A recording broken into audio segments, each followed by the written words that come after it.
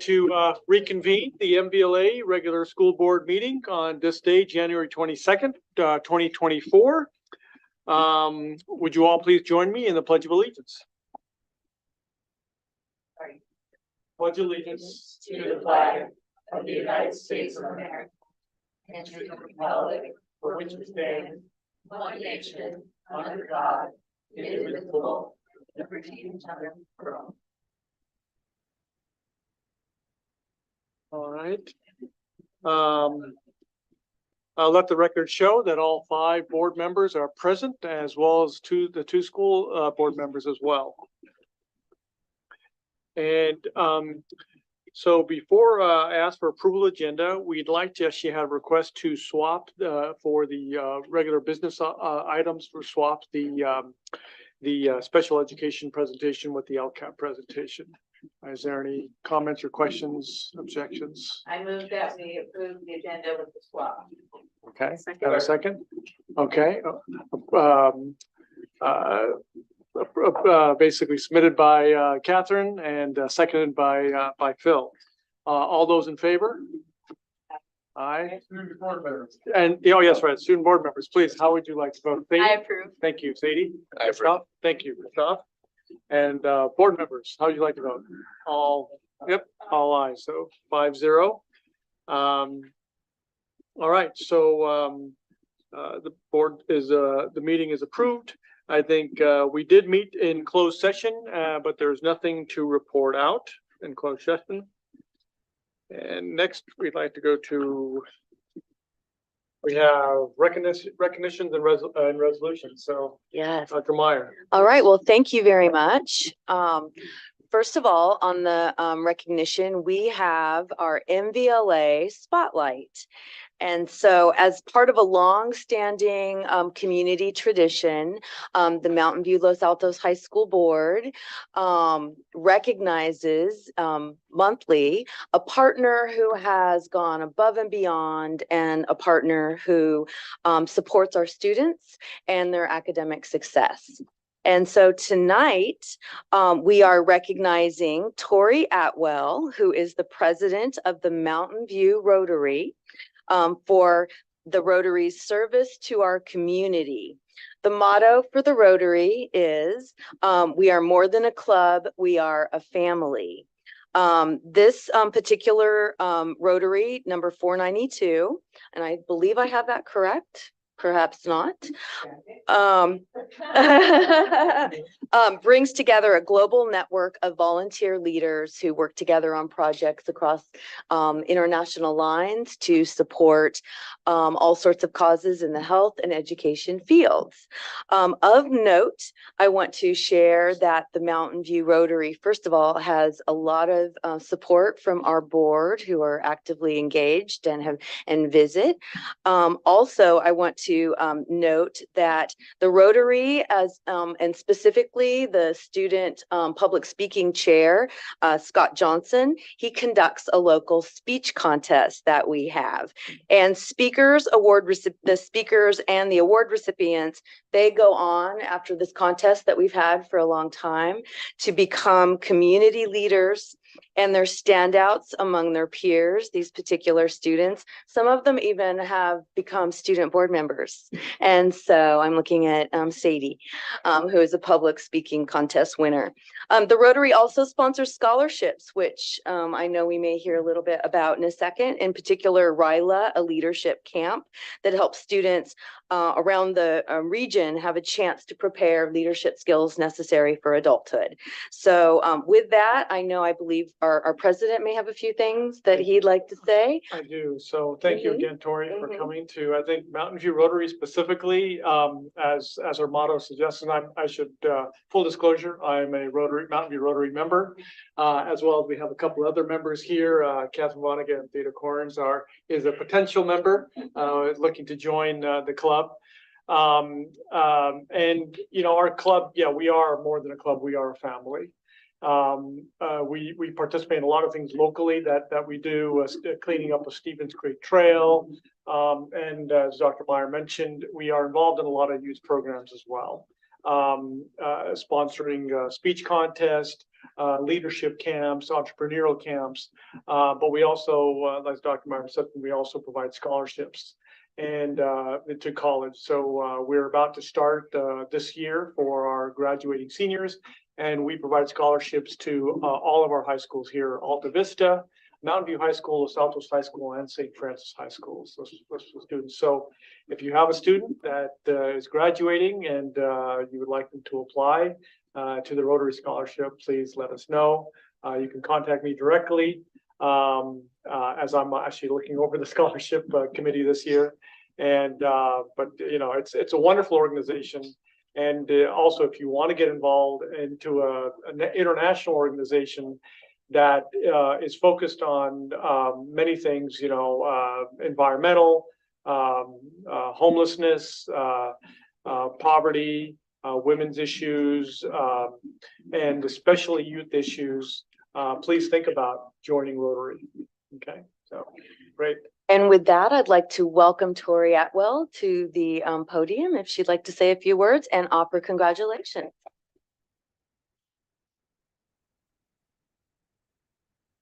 Well, you guys stole my thunder. That was my speech. Thank you. Thank you very much. Mountain View Rotary does really focus locally. That's our big thing, especially the high school kids. So, and I agree with Sanjay, if you ever want an opportunity to really help local kids, our club has a lot of focus, and we'd like to expand our, you know, whatever, touch on the community. And with that, I'll give a shameless announcement. One way, the main way we get funds is our annual crab feed. That's coming up on February 3rd. It's actually a really good deal. It's $75 for all you can eat crab. And the money does, we make no profits on this. It goes all into our charities fund, and that's what we use to help a lot of kids in the area. So if you want to have a good time,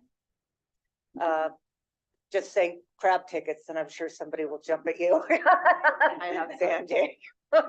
And we have a small token of our appreciation for you. Is it a crab? And I do want to correct. I don't do, it's the club does everything, not Tori. I'm just here because nobody else would come. Okay.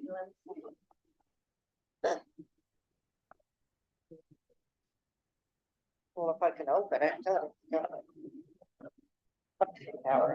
we go. Oh, it's full. How nice.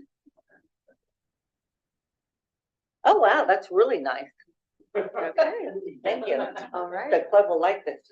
We're going to do a little photo, right? Yeah, well, I'll hold up the box. Okay. Come on over here so we don't have to put in. Oh.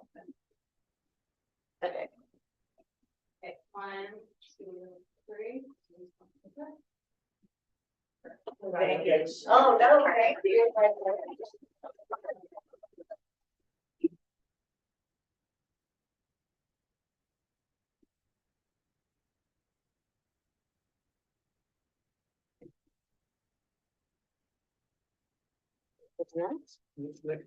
So in continuing with our theme of appreciation, we have some resolutions I'm going to share. And this is a recognition of our school counselors. So we're very excited with the work that they do. So I will read the resolution, and then we will recommend to the board approval. Whereas school counselors are actively committed to helping students explore their abilities, strengths, interests, and talents as these traits relate to academic success, career awareness, and social emotional development. And whereas school counselors work with teachers and other educators to help students explore their potential and set realistic goals for themselves. And whereas school counselors help parents focus on ways to further the educational, personal, and social growth of their children.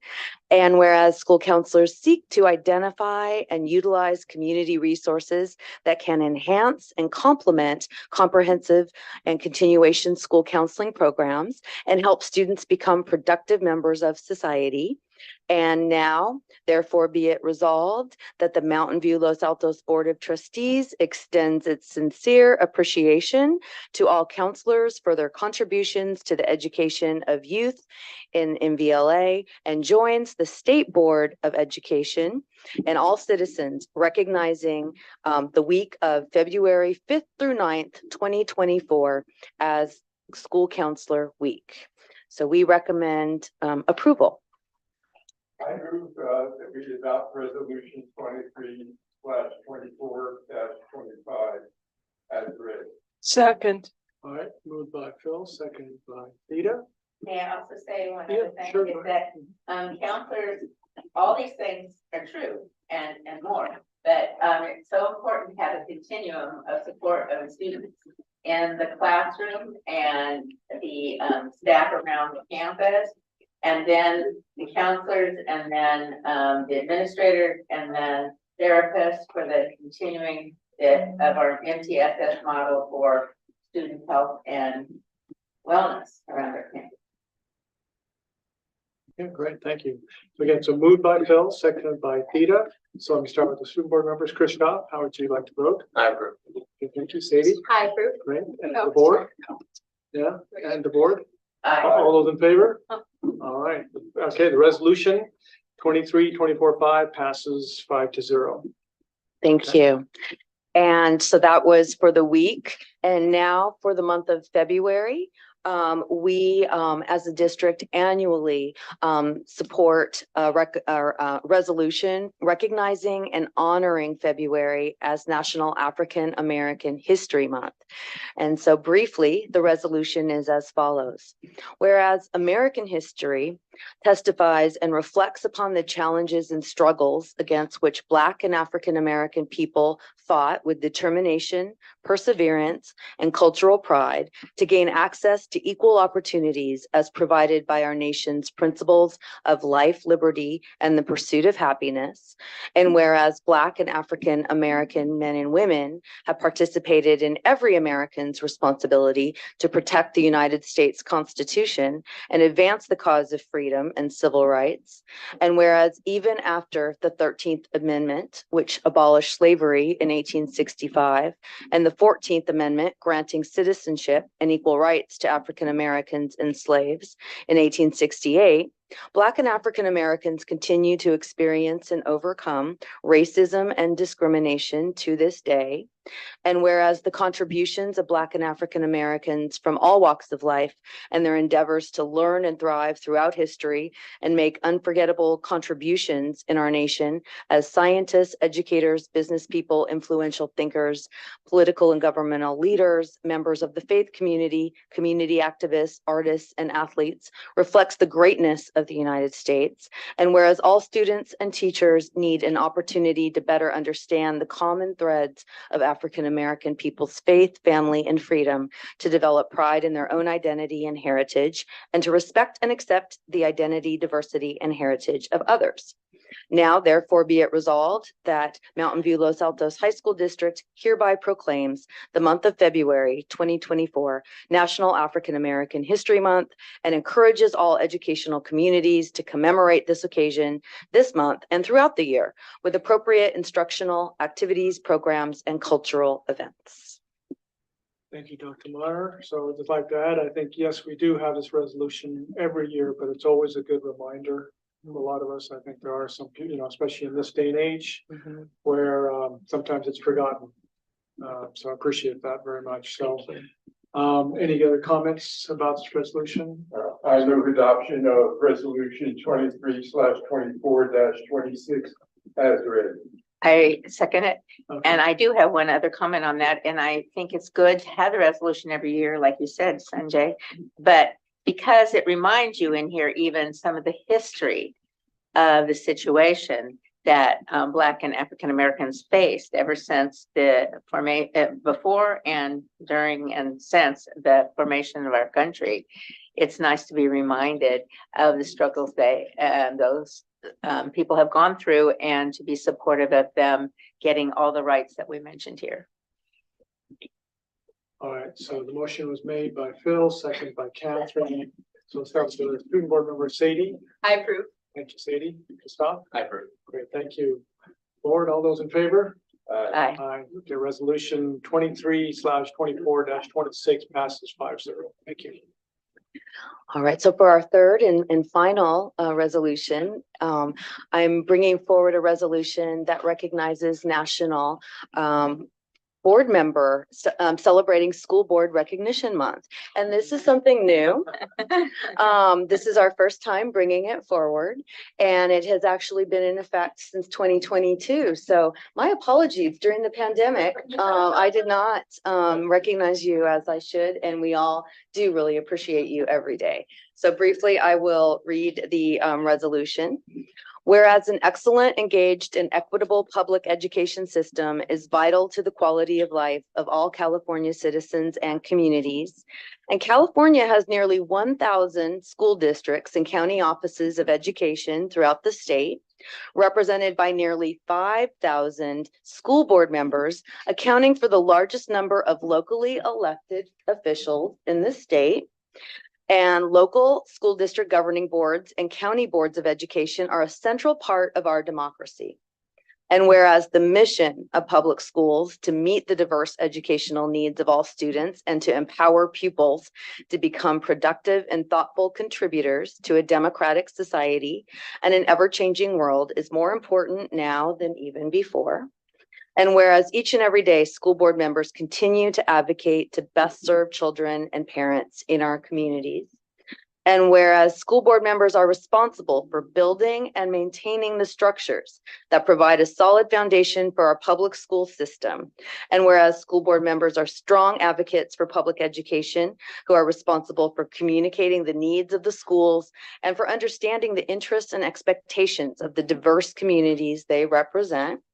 And whereas School Board Recognition Month is an ideal time to recognize and celebrate the Californians serving on our school district governing boards and county boards of education who help guide the education of students in kindergarten and grades 1 to 12 inclusive, and who prepare these pupils for the opportunities and challenges of the 21st century and beyond.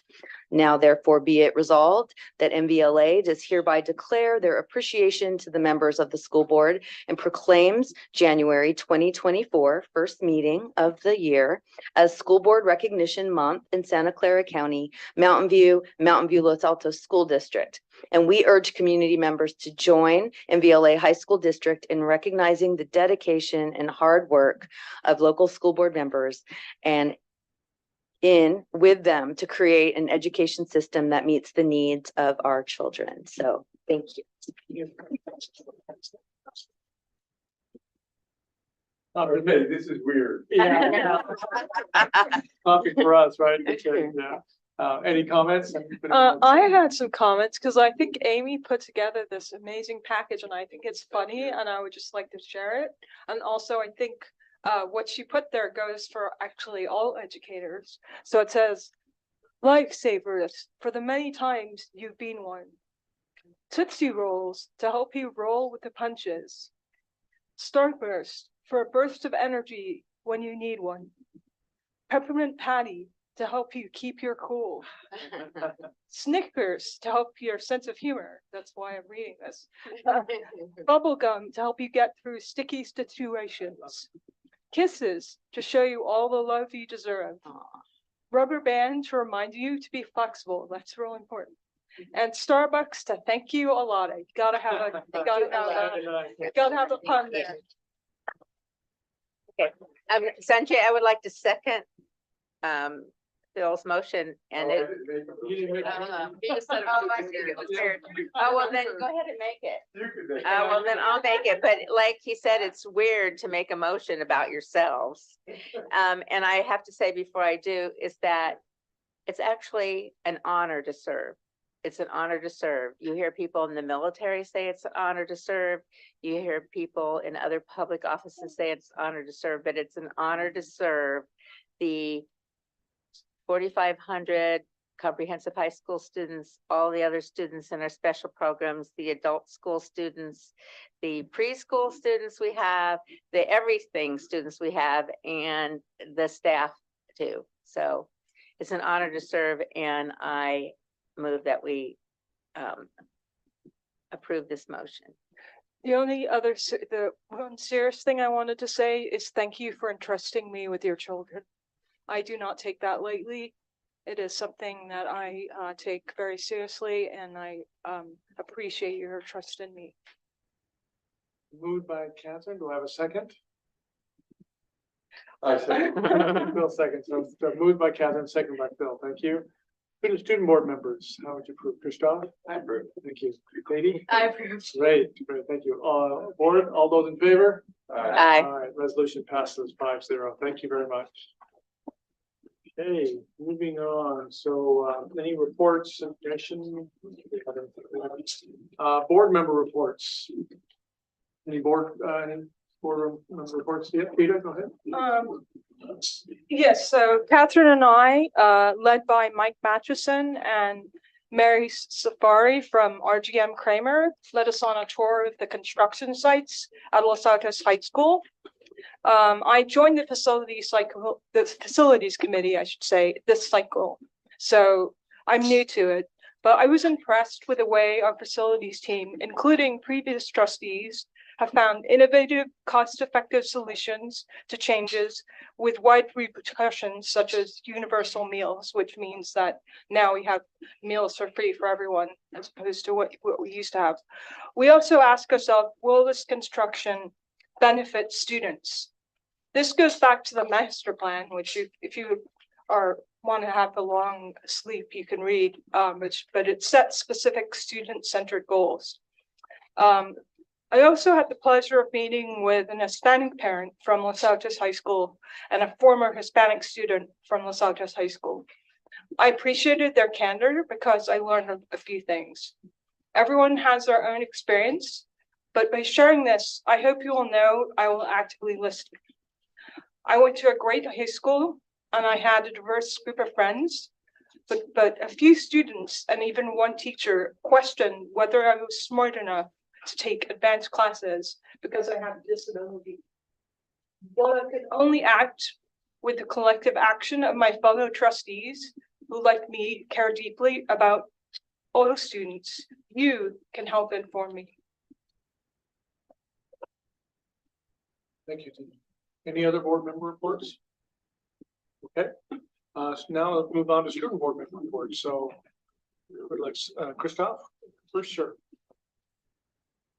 Just 2 weeks ago, MVHS students returned to our campus with exciting events such as numerous athletic competitions and the Winter Ball on the horizon. This week is our advisory week, and we had a G schedule today, including an extended fourth period for teachers to share additional information.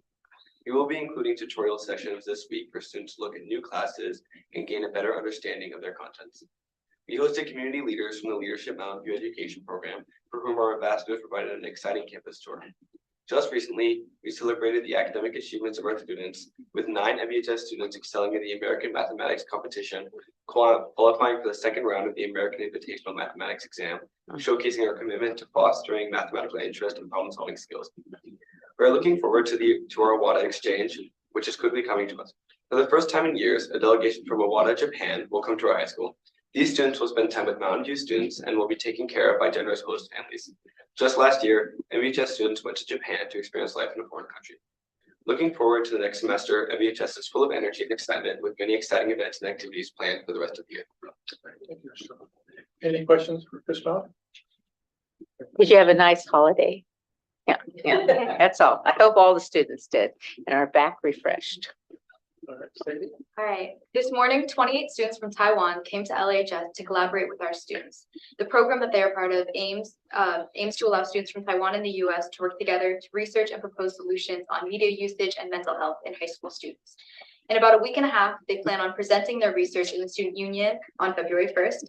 And in addition, they hope to keep all the information of their research in a shared website so that hopefully students from both countries can use it in the future years. Our social emotional counseling team is rolling out 2 new wellness groups. The first is a 7-week-long course for 9th graders who would like to learn self-regulation and stress management skills. Running parallel to this is an executive functioning skill building group, open to all students interested in time management, task prioritization, goal building, and problem solving. The hope is to offer this to more students in the future and create a variety of different skill building groups, but we are very, very excited to see how we can help students on campus right now, and thank you to the counseling department for providing this. Looking forward, ASB will be hosting a volleyball tournament from tomorrow until Friday in the gym. We have 32 teams signed up, teams of 6 in our bracket, and all students are welcome to watch in the gym. We are also planning the annual class dance battle tournament, followed by Spirit Week, running from February 12th to 16th, and class councils are starting to choreograph and practice at lunches until then. Thank you. Any questions for Sadie? Yes, I had a question about the classes. Since there are 7 weeks, how do they fit into the schedule, and how many students can take the class at this point? Do you know? Yeah, I don't know how many students are signing up. I know they're going to be smaller groups now and then get like larger. This is kind of like a beta testing group, I think. And then it's not during the actual, like it's not during a class period. I think it's going to be either during, after, before, after school, so that all students, regardless of when they have free periods, can take these courses. That's great to hear. Thank you. Yeah, I did have a question actually for both of you. In light of our resolution, is either campus doing anything to honor and celebrate African American History Month next month? Mountain View High has Culture Week. I believe it's next week. So that's something we have every year. It's generally in early January or February, and it's basically honors a lot of the different cultures on campus. There's a cultural rally with a lot of different exhibitions, cultural fashion show, cultural art exhibit. There's a lot of events for a bunch of stuff. So yeah. Yeah, and then at Los Altos, I'm not the person who's to talk about this. There's a committee designated to helping the cultural club celebrate their heritage months. Right now we're working with our BSU, our Black Student Union, I think on 2 like different things at lunch this year, this month, but I'm not like particularly sure on the details. So I have a question for Sadie too. So I was in Taiwan last week. So, so which was this all students from just one specific high school or high schools throughout Taiwan? Do you know? I believe it's from one high school because they had worked together in their groups. Okay. Before they You came. don't know which high school? Not know. Okay. Very nice. That's great. That's wonderful. Very happy to hear that. That's great. I'll ask, is that your sister school or shared school, one in Taiwan? Because I know Awada, we have a sister school situation with Awada and Mount View High. I just didn't know if the Taiwan one was the same sort of situation. I don't know. Okay. Yeah, they're working. Yeah. First nap, Twin Oaks. Can you go to the podium?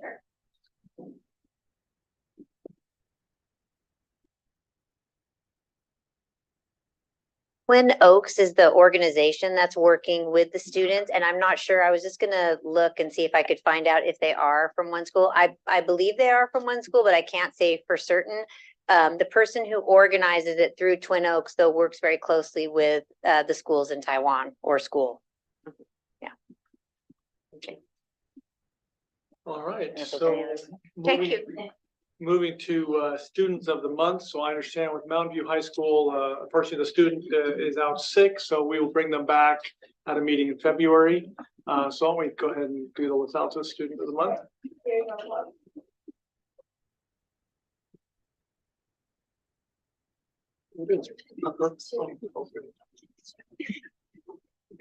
All right. Los Altos High School is proud to honor Tierra Bogan as our January Student of the Month. It is a privilege to recognize all her accomplishments throughout her time at Los Altos High School. Tierra is a 3-sport varsity athlete and leader in Los Altos athletics, playing on the varsity tennis, soccer, and lacrosse teams. As a teammate, player, and captain, she has won Athlete of the Year both her sophomore and freshman year, and Scholar Athlete of the Year as a freshman. As the co-captain of varsity tennis at Los Altos, she works to build a strong community and lead her team as a starting double specialist. She was the only freshman and sophomore on varsity, and as a junior, she was voted most improved, and as a sophomore, awarded the Coaches Award and the Team Sportsmanship Award. In addition to leading her school team, Tierra volunteers at the University Club in Palo Alto to teach summer clinics to kids interested in the sport since 2016 and has graduated to a junior coach last summer. She's also the goalkeeper and co-captain of her MVLA club soccer team. And as a U16, she conceded the fewest goals in the ECNL Northern California Conference and conceded just 2 goals in a season as a U conceded in Scaval, a league with 15 of the most competitive teams in Northern California, and was selected as player of the game for the CCS final and defensive player of the year her freshman season. She's also involved in a number of student-led clubs and serves as the PR officer in the Women in STEM Club and the Student Athletic Leadership Team Club. As the VP of the Hidden Opponent, a student athlete mental health awareness organization on campus, she works to promote the mental health of the students. Outside of school, she is a Bronze and Silver Award Girl Scout, has acquired over 100 hours of community service in wildlife conservation organizations. Her favorite classes at Los Altos have been AP Biology and AP Psychology. She loves AP Bio's labs and the breadth of different systems she gets to learn about, and Psych's application and connection to her own life and what she learns in bio and other classes. As an athlete, she appreciates how both of these courses relate to her mental and physical health on the field. In finding a future career, she knows she wants to continue using both biology and psychology to look at problems from different angles and find solutions. After graduation, Tira hopes to attend college in the US, the UK, or Australia. She hopes to study biology or neuroscience and pursue a PhD in either of those fields. In addition to her studies, she hopes to continue athletics, hoping to play soccer both in college and after in a professional or travel team. Congratulations, Tira, and on behalf of LAHS, thank you for all you bring to every team, classroom, and community you are a part of.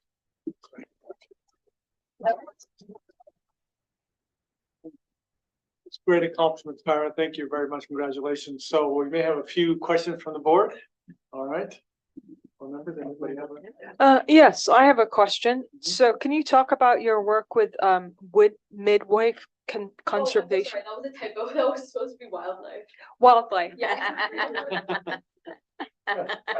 Okay, well, can you talk about that then? Yeah. Yeah, so I have done a lot at the Teal Club, which is in the Sassoon Marsh in Fairfield. And I've been making wood duck boxes to improve wood duck box conservation and wildlife conservation across the board. So I think we put up 13 wood duck boxes, and that was for my Girl Scout Silver Award. And so I spent probably 60 hours talking to people about how the best ways to conserve wood ducks are and that kind of thing. And what did you do for your Girl Scout Gold Award? I still have not achieved the gold award, so nothing yet. Okay. I have a question having to do with the hidden opponent. I think that's such a good way to think about mental health. And for an athlete whose whole job is to compete as against opponents. So I'm really thrilled about that. How many people are in that one, and what kind of things do you deal with when you're in the club? So yeah, so I actually joined in August of this year. And we have about 15 people in our club. And then I'm co-captain with two of the track runners at Los Altos, Maddie Randall and Sam Stein. And we work together to promote mental health awareness on campus. And so a lot of the things we do, we're actually going to host hopefully 2 awareness games this spring. So hopefully a track meet actually against Mountain View and one of the basketball games later this winter. And just spread awareness to student athletes around campus about mental health.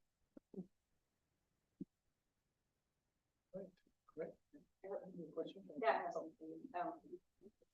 As a student athlete, what has been one of your most memorable moments that just really stands out? Because play many things, so I'm curious what.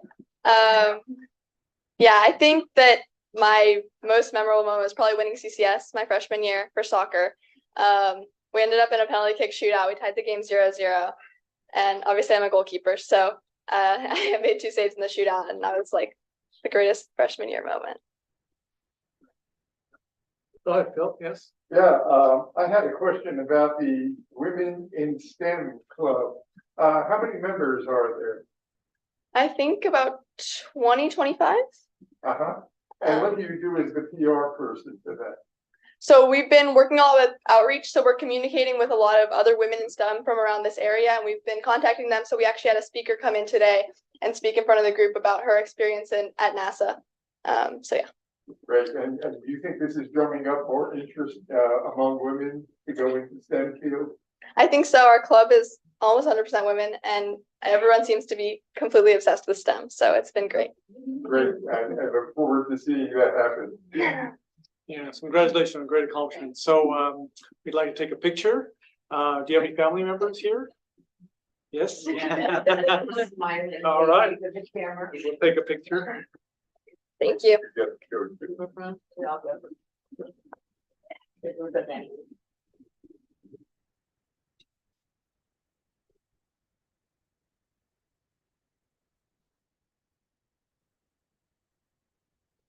Mom has the picture.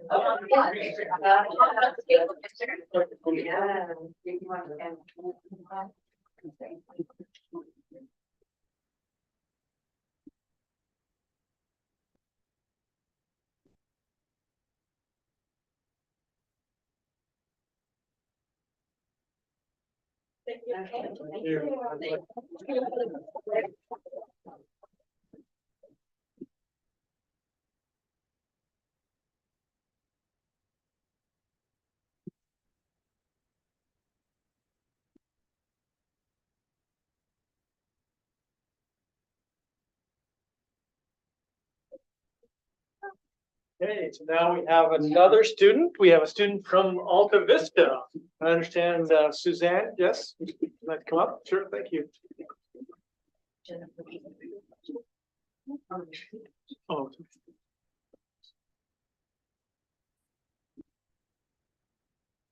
You good? Wherever you're comfortable, whatever. Hi, good evening, everyone. I promise to stay on script because if I don't, we could be here all night talking about this year's Student of the Year from Alta Vista High School. Alta Vista High School is proud to honor Victor Martinez Sanchez as our January Student of the Year, as this is our annual student presentation before the board.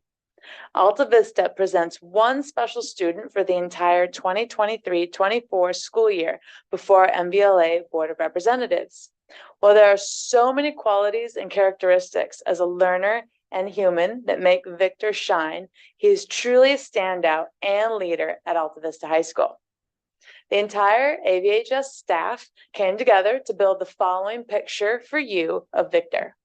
But personally speaking, the growth and focus that Victor has shown in his junior year, as well as his perseverance and self-advocacy, are some of the most exceptional I have seen in 17 years as a high school administrator. Victor is a true pioneer in the sense that he is the very first Alta Vista AVID student.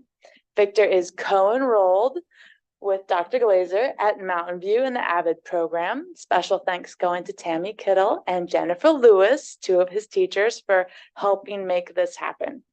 And in fact, Victor was recognized just last week by AVID for his 3.6 fall semester GPA across 7 classes.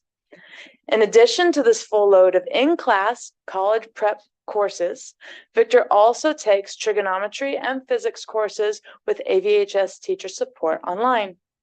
He also represents Alta Vista as part of Dr. Meyer's Student Advisory Committee monthly, which demonstrates his commitment to advocacy. Victor is an extremely hardworking student and a generous contributor to school culture. He shows authentic interest in learning that radiates out into the classroom. He's relentless, and I tell you, relentless in his pursuit of his goals when he's motivated and has a clear path to success. As he bounces back between 2 campuses, Alta Vista and Mountain View, he routinely works during lunch to complete work. Victor's friendly and has a great rapport with his peers and school faculty. And he's also a very active participant in class discussions that further the entire class's understanding. Victor entered, and I hope you ask him more questions about this, but Victor entered Alta Vista High School last fall with the goal of becoming the first college graduate in his family, and he's been wholly dedicated to developing habits that get him to that goal. With his drive, work ethic, and never, never, never quit mentality, Victor possesses all the tools to be successful. We're all proud of you, Victor, and we will continue to support you in your senior year as you hopefully become a Mountain View High School Spartan and continue to pursue your college and career dreams. Congratulations.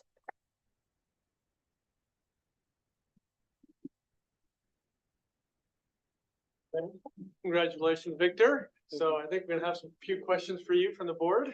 I'll start this Okay, time. Kathleen? Okay, so this is such a lofty goal to go ahead and be the first in your family to go to college. So what do you think you want to study in college? Have you come to any conclusion yet? Probably building engineer and architect because I have a architect class right now in Mountain View. I'll take. That's a really good one. Yeah. Anybody else have a question? What would you say are some of the habits that you've developed that have helped you become successful? Organizing myself, turning in stuff early if not, or on time. And yeah, being in school early because I like that a lot. Yeah. So, I mean, anybody else want to say anything? I'll just say, Oh, okay. Vic- I was gonna go, otherwise I didn't hear anything. Victor, congratulations for, standing up here and, going to be the first in your family to go to college. Since you are on the advisory committee, I'm curious what you think we could do better. I mean, you're the first avid Alta Vista student. What could we do better to make sure there's more students like you standing in your Well, role? spread like awareness, I think, of like how many opportunities there is in life, because many are like stuck in one thing, one phase or something, and they just give up because they think there's no other way. But when there's opportunities presented to them, they reach out and they look for it. Thank you. So, I mean, I'd just like to say that, just speaks volumes, what was written here, about you. And the fact that you're among a very small group of students, very, very small group of students that are chosen, not only as student of the month, but student of the year. So that says, incredible about you, what you've achieved. Just the classes you're taking, the fact that you're going to 2 different high schools, and all the work that you've done, this is an incredible feat. So a lot to be proud of. So it sounds like your goal of either engineering, architecture. I think that is wonderful. Congratulations. Thank you. For all of the achievements. Thank you very much. So, yeah. Great. So do you have any family here? Yeah. Yeah. Yeah. All right. Okay, So we're gonna everybody take come a up. picture. Perfect. Okay.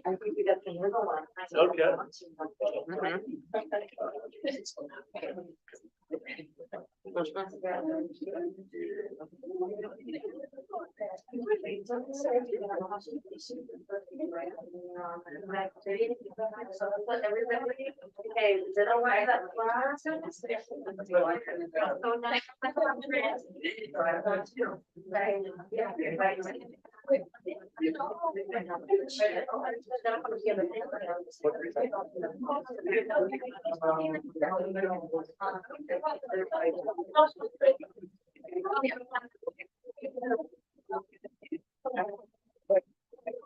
Yeah.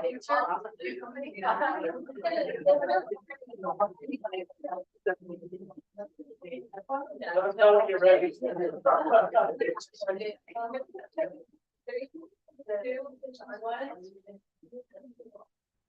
Another one? Thank you.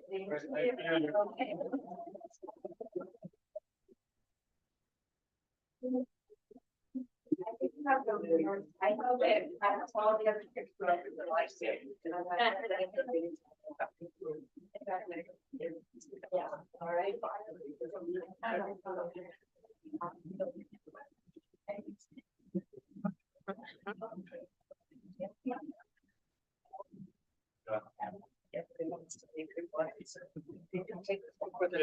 Wait a moment. Yeah, maybe just a second.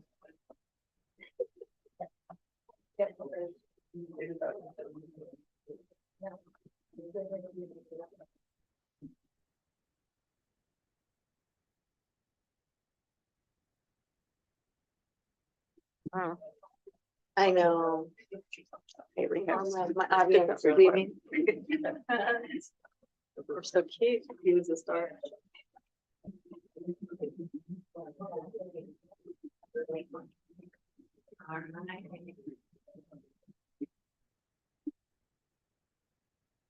Okay, so next, Yes. superintendent report, Dr. Meyer. Yes, thank you.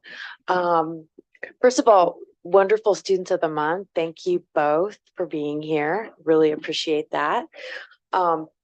So to start out, speaking of athletics, wanted to just start our first of the year, January 22nd, 24. Here you can see our Spartans who are in the middle of basketball season, which has, I think about 7 games a week? I think maybe it's more like 2. But you can see them here. They played and practiced over the break. So we had a lot of activities going on. And then also wanted to share in our pursuit of excellence, equity, and engagement, a picture of a student in our AVID class. And they have a ceremony where they celebrate their GPAs at the end of every semester. And so here you can see the pride in this photo, and I just think it's a great shot. Well, I think we already celebrated the board recognition, and I did want to say though that we added up the years, and we have 43 years total of service, and so quite commendable, and look forward to many more. And then also just some highlights of some things that have been going on around our campuses. This was the speech and debate. This, I believe, was the novice division. And so you can see some of the competitions that occurred during the break as well. Wanted to also share at Alta Vista. They are really sending us a lot of great photos of the work that they're doing this year. And this is their honor roll, and they were celebrating, and it was the highest number that they've ever had at Alta Vista. 1/3 of their campus received honor roll status, and they are recognized really fully. And you can see that recognition is really has encouraged even more students to succeed. I was looking for Victor. Okay, I know he's in there. Also wanted to share that at Freestyle Academy, this photo, our students are within the recording studios. They are playing. This is an example of the cellists who came in, and they recorded themselves and played different parts and produced the music within the Freestyle Academy's new recording studio, and just a great shot of that in action. Also wanted to share a couple of things going on at Los Altos High. On the left, and I believe, Sadie, you mentioned they're preparing for different pep rallies and dance fairs. We have the city council, and so they are, the students run the class, and you can see they present. They're in the new ASB room at Los Altos High. And then below, the Eagle, they had a FAFSA night where they signed up for their FAFSA college aid and information for colleges, and that occurred last week. And then on the right, this is a behind the scenes glimpse into the practice for Mary Poppins. And so they're getting ready for their musical at Los Altos, and I know we'll see more in the future, and look forward to Mary Poppins, the classic. At Mountain View, once again, in the upper left, you can see the rose ceremony occurring, and then some snapshots of some of the things that are happening there at Mountain View High. In the bottom left, you can see a science class where they're getting together, and I believe that is biology. In the middle, the Potter's Wheel and the arts are alive and well at Mountain View. And then some students studying and putting together graphic representations of mathematics in the upper right. In the bottom corner, you can also see that we had animals that were visiting our students who are within the life skills course, and the excitement of the students who have an opportunity to have more contact with the animals and really get to have that interaction. Also wanted to share our green teams on both campuses are doing wonderful things, and I was able to get some photos of the walk or wheel carbon-free day that they have within the climate or the green team. And so they're really, I would say Mountain View and Los Altos are one of the top schools as far as really emphasizing that walking or biking to school. And when people visit, they often comment about how many bicycles. And even when it was pouring rain, I saw some bicycles that were going home from the different campuses. So we really are continuing to do our part, and our students are leading the way. Wanted to also share career technical education. This is a glimpse into the broad range of activities that we have with career technical education. On the left, this is part of a work earn to learn grant, where our students are in the workplace. They're doing different activities. They're helping around the campus, and it is paid, and it's through a career technical education grant. And so we're very grateful for different opportunities for students to work. And I believe we'll hear more about that perhaps. And then also on the right, a field trip to Tesla. And I have let them know I would like to be on their short list of their future field trips, because I love going to see all of the things that they're doing, taking advantage of the multiple tech homes that we have throughout the area and the other options for different careers. Speaking of career technical education, we had a professional development day last week where Amber Woodward, in her CTE capacity, she worked with teachers from both campuses and brought them together to do work around their career technical education standards, to team build, and to do other types of activities that support their classes. And, we have a great partnership with the foundation. They support Amber Woodward's position in career technical education. So we're very grateful for that extra support that we have. And we also have a partnership, a longstanding one, with Chef Shoes. And I say that because they had Chef Shoes for lunch. And Amber's fortune said, "I learn and I forget." I'm gonna have to read it up close. "I see and I remember, I do and I understand." Okay, this was for CTE professional development, and this was the fortune that Chef Shoes had for our head of CTE. So I felt it noteworthy and encouraging for all of us. So we were very excited to see that. I'm gonna go through this briefly, but it is something that hopefully we'll hear about in more detail when adult education shares their comprehensive report. But it just can't wait.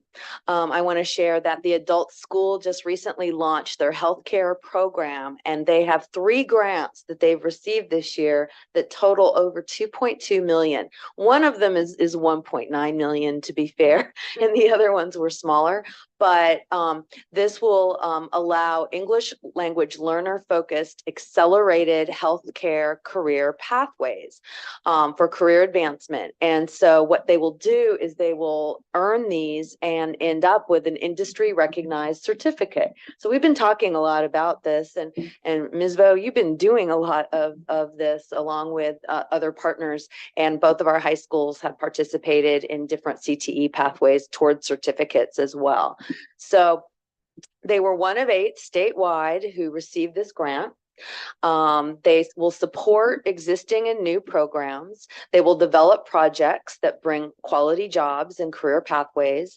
And most importantly, I think they will remove barriers for students by providing integrated English language and career training together. And this really can be a model that we can look at for 912 as well. So it's really exciting to have this shot in the arm with this grant, and we're very excited. So they will receive tuition assistance, college credit, paid externships, job placement assistance, and they also will be earning as they learn.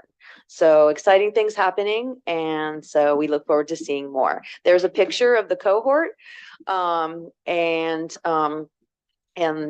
great things are happening at Adult Ed. Along the career technical education theme, the governor has emphasized CTE in his planning, and truly has in the past with the funding. But I did want to just share that during 2024, MVLA will be working to have a participatory role in helping develop the master plan for career education. And so Amber shared this with me And this will be a collaborative effort where we will work with employees and different labor partners and really bring our voice to the table around how to develop a plan that, and speaking to our partner districts, that really will be K-12 in many respects, definitely middle school and through university. So that is a coming attraction. And then another highlight to share, this week, our family partnership will be on Zoom, and we will be reviewing some of our progress and our A through G success and looking at how we can access and include all students in a program that supports them towards their future. And then in February, we will have a return visit of Dr. Robin LaSalle from Orenda.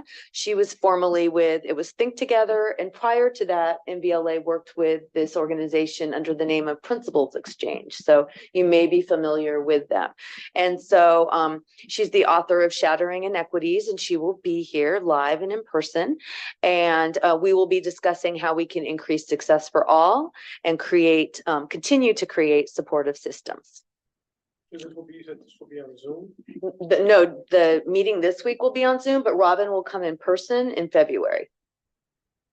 Oh, okay, okay, so meeting next January 24th. Yeah, our next meeting is to prepare, and then Oh, she will coming be in here February. in February. Yes. Got it, okay. And we will send an invitation out if the board would like to come and see. Yeah. Okay, and we're very excited about that. And then just another March 7th, which is, it seems like it's a ways away, but it will come sooner than later. The last in the parent education series, Why College Admission is Rigged and How to Beat the System. And I think I might rephrase that to say how they can have the advantage of our wonderful students. But it will be very informative, and I look forward to hearing her perspective.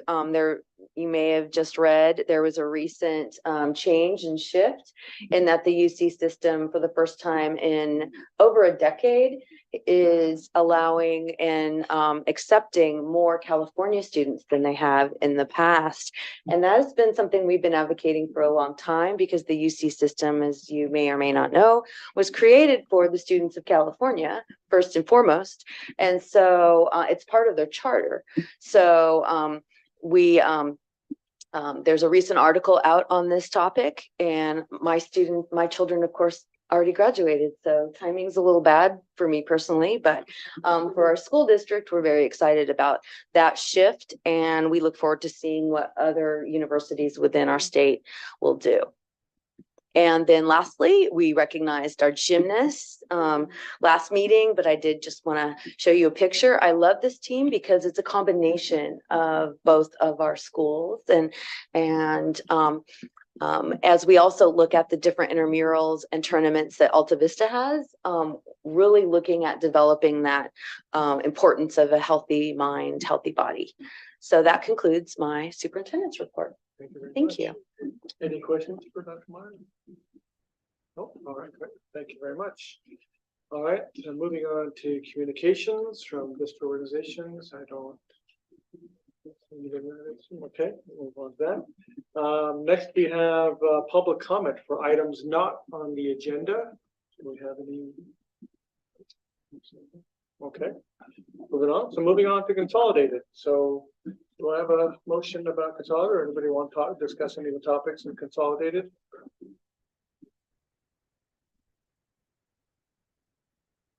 Can I get a motion? I move approval of the consolidated motion as presented to the agenda. I think, oh, she's gonna. Okay, so moved by Phil, second by Esme, to approve items consolidated motion 17.1 through 17.15.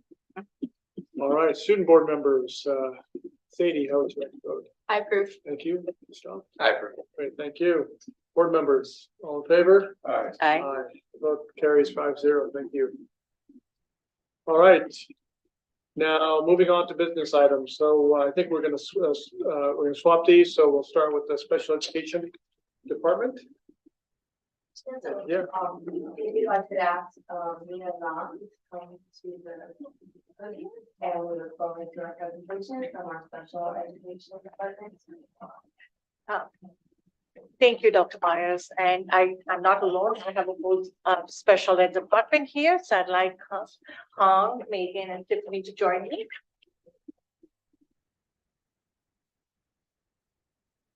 Let's adjust. I'm a little taller, so I think we'll have to adjust this.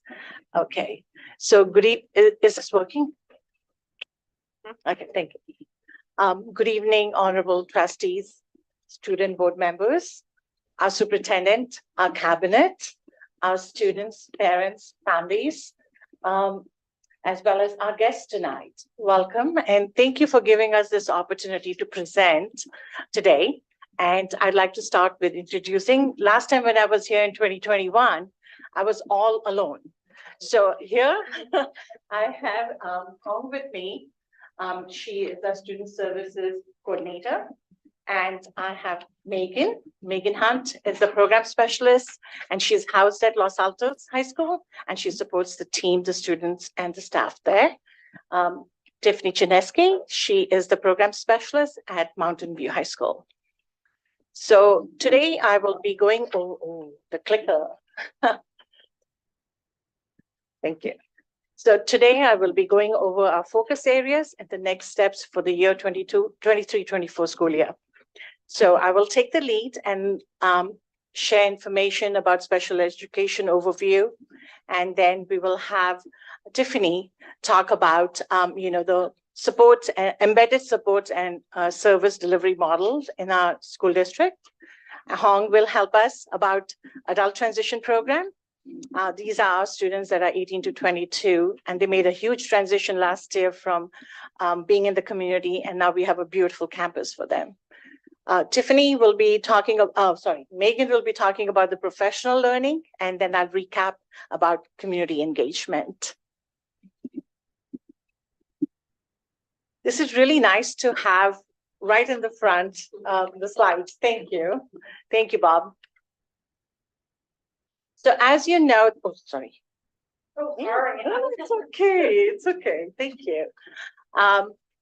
So as you know that our students become a protected class after they've gone through a rigorous assessment process that our psychologists and other specialists have, and to make sure that our students are eligible for special education. And here we've kind of identified the 13 categories of eligibilities. As you may see on this slide, there are certain areas where it is asterisk. So there are 2 services that a student may qualify and may just get, they're called standalone services. So a student could qualify as a speech language impairment and not need a rigorous supports, but just a support from a speech pathologist. And same goes for students that qualify for deaf, hard of hearing. Those are those special categories. So once the student meets the eligibility category, the team comes together and identifies areas of need. And as you can see in that white box, they will check off what areas of needs the students have, and they'll develop goals on that. Once the goals are developed, the team again discusses the level of support the student will have, the student will need to address those goals.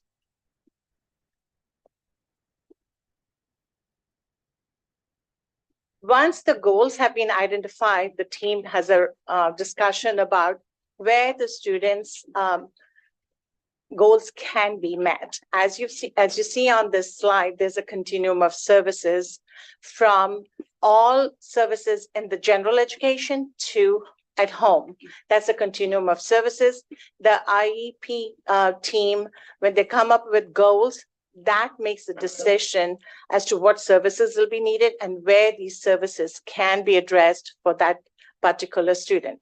So direct services could be through a specialized academic instruction class, and that's a direct services. As you would see where the arrow points out, it identifies in each student's individual education plan how much time the student is pulled out of a general ed setting, which if a student has only one SAI class, they're only pulled out for 14% of their schedule.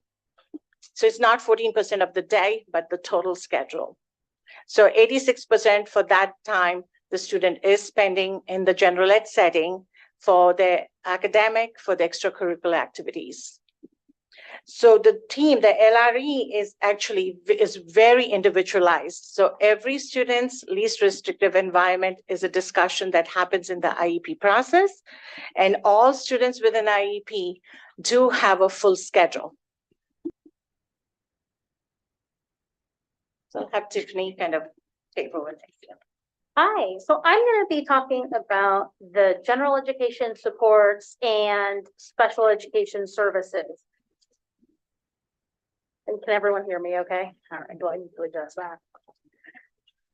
So one of our goals is to work with general education to provide support for students to access the curriculum. Co-taught courses are a method to do so. And a co-taught class is a class that's considered a class that's taught with two teachers. So a classroom is typically with one general education teacher and one ed specialist. So this is an example of a team teaching approach. There are many different approaches to co-teaching, and this is an example of a team teaching approach where both teachers are up central delivering the lesson. This lesson later merged into a parallel approach where two teachers then divide amongst the room and deliver the same curriculum, but with a different method. So our co-teaching sections, as you can see, have grown over the courses of the year, which we are very proud of. And Megan will talk a little bit later about how we're providing professional learning to support this to be a sustainable practice across the district. So specialized academic instruction is the way that we deliver our services. The first column is referring to the SAI content services. So when a student requires services, academic instruction, we have different focuses depending on their needs. So some students have one or more courses depending. So the first column outlines the core courses that students can be enrolled in, like for example, SAI algebra. So this middle column refers to the SAI services that Mrs. Mann talked about. The courses are focused and individualized. So like, for example, learning skills is geared to address students with executive functioning, behavioral, and IEP goals.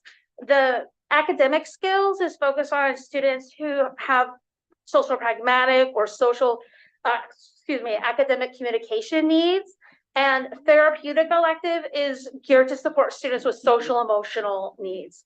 So our life skills in the last column is a program on our Mountain View campus. So students who are involved in life skills are on our Mountain View campus. Students access general ed disciplines such as VAPA, CTE, as we saw, world languages and health, and participate in specialized academic instruction for their core curriculum. So as you can see, over the course of the years, we've considerably decreased the amount of students enrolled in our SAI instruction courses by 55%. We continue to offer an array of specialized academic courses to meet student needs, as well as sustain and build our co-teaching sections through the master scheduling process.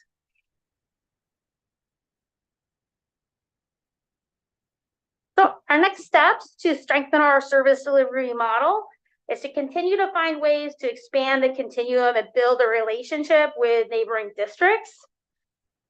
Continue to expand co-taught sections across both comprehensive campuses, and work to embed curriculum options for our specialized programs to address specific needs such as communication or coping skills. And I'm going to hand it over to Paul. Thank you, Tiffany. I'm here, and actually I'm excited to share with everyone the update on adult transition program. And here we go. All right. So like Nita said, adult transition program had originally been off-site. Last year and the previous year is at the Sodic Lodge in downtown. This is the very first year that we have our ATP program back on site. So we're very proud and very happy about that. If you have not visited, I would strongly recommend a walk by. It's located between Alta Vista and Freestyle. So come on by. You can see the photos right here that we have set up as an apartment for our students to learn independent skills, how to make a bed, outdoor and classroom. So definitely want to say special thanks to Mike and Terry and Nita for making that happen for our students, for our teachers. One thing I also want to highlight is that we've grown over the years. In the past, we've had one classroom. Now we have three.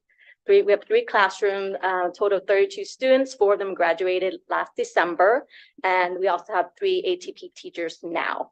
So we're very proud of that. So our ATP program is ever evolving and meeting and striving to meet our adult students' need to transition to a more independent living and learning environment. So it's a great opportunity, and I just really want you to have the opportunity to come see it as much as possible.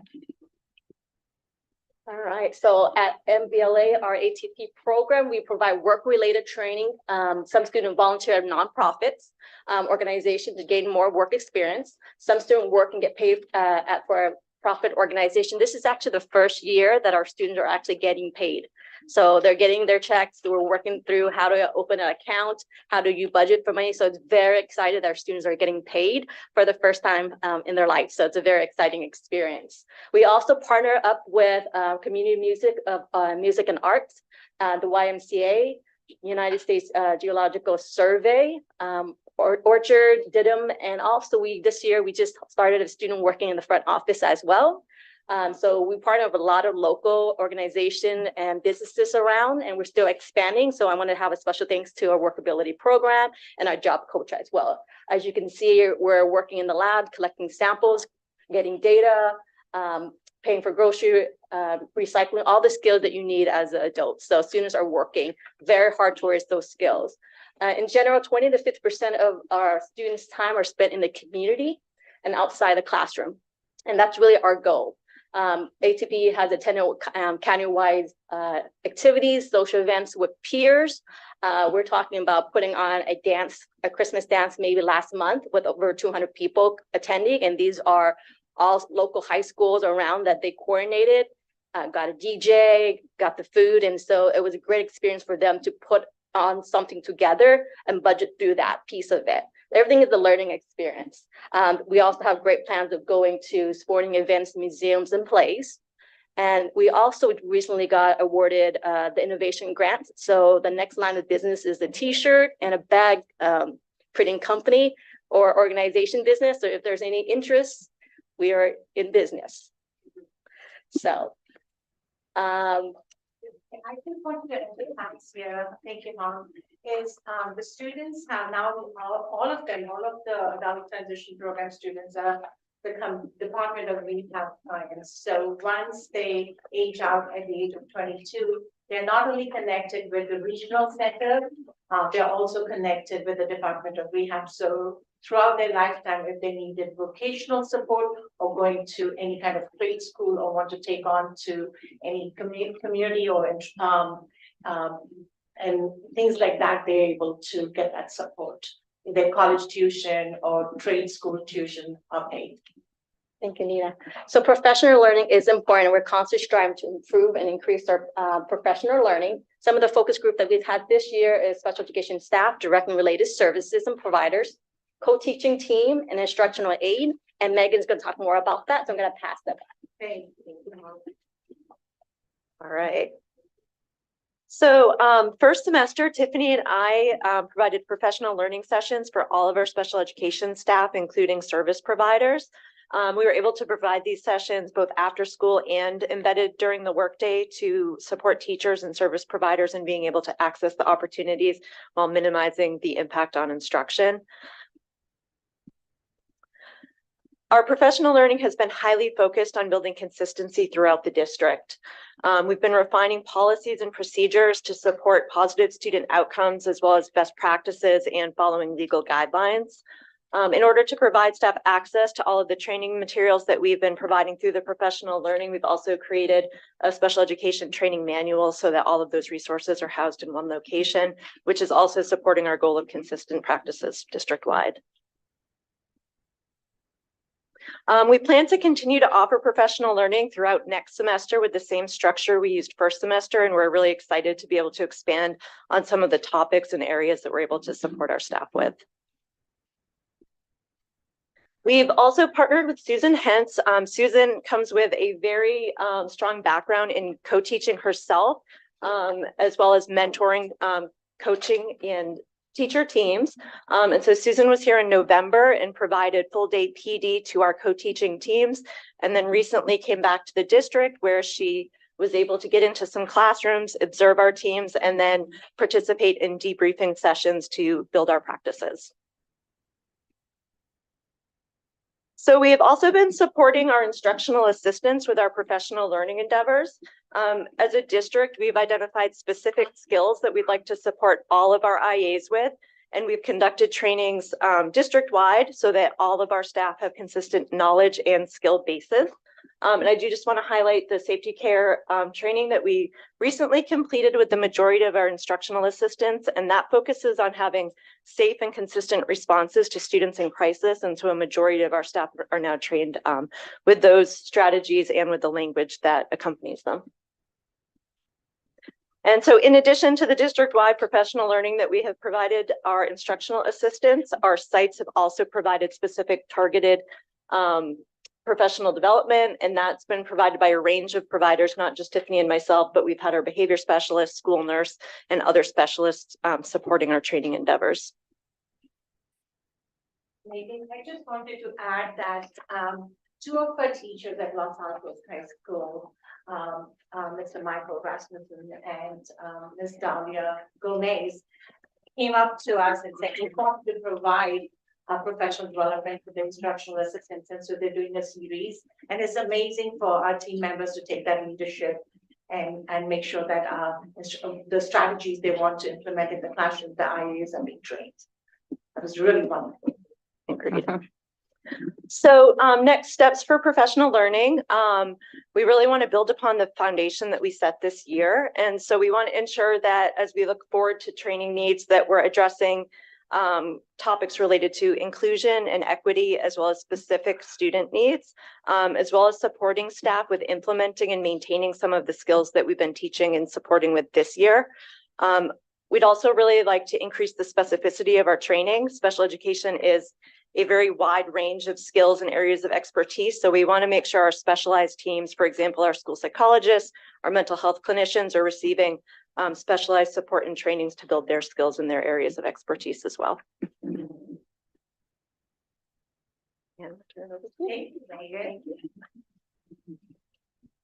I wanted to go over community engagement. The program specialist and myself, we've gone to our middle schools. This is our second year, done presentations to our family members about articulation and transition from the middle school to the high school, to be able to answer any of their questions, to have a good understanding that they know the process and the timeline, because it's really a huge transition from middle school to high school, and having that information earlier in the fall really helps families understand. Then we also have we've talked to our families about holding articulation meetings much earlier, so we have a better understanding of their needs, so we can incorporate in our master schedules. We have been collaborating with district-wide with our feeder schools at their sites, with the special ed departments, to streamline the transition process, getting to understand the needs of the students, and then kind of move them on to the high school.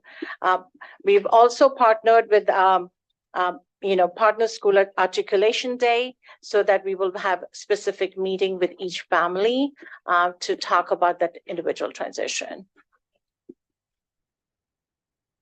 I think the most important thing is to make sure that we understand our student needs and we integrate them in our master schedule, because we're already working on those. this year, we were able to have parent partnership meetings. I would say that we have changed the name. Thank you. Thank you. So helpful. I think when I flipped my paper, I think I flipped the stuff. So we've had parent partnership meeting. We were calling it family partnership and meetings, and it was kind of a conflict, a lot of misunderstanding. So we've changed the name to parent partnership. So our meetings have been, we've already done 2 of those. Our third one is coming up on February 13th, and some of the topics that we have discussed in these meetings is how to navigate special education in the high school, how does our embedded services work, how can we work on communication and self-advocacy.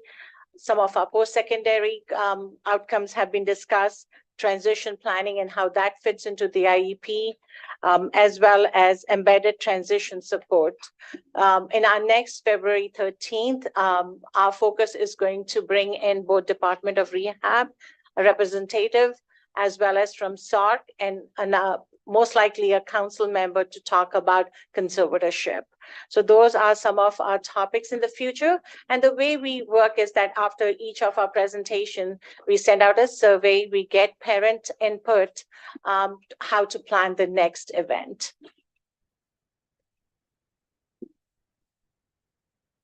So for the incoming 8th grade nights, we have been both at Los Altos School District and Mountain View Westminster School District, and we've had amazing representation. We've had, at Los Altos, we had about 20 to 25 parents, and Mountain View Westminster, the whole room was full. We had about more than 35 parents.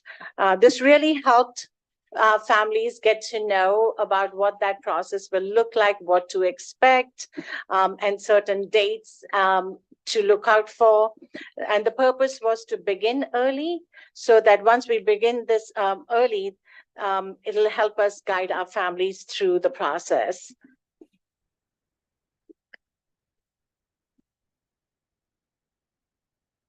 So our next step is to continue to expand our relationship with our community advisory committee and to also to reach out and build relationship with the PTA.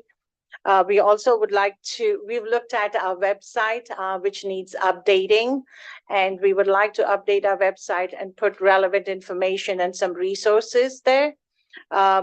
We'd like to improve our events by taking input from the parents, some of the meetings they want at certain different times, methodologies for communication to expand in that, and also to make sure to get feedback how to improve parent participation in the development of the IEP process and in the engagement and in the meeting itself. One of the important things to consider is to make sure that our services, as well as we have addressing different languages as well.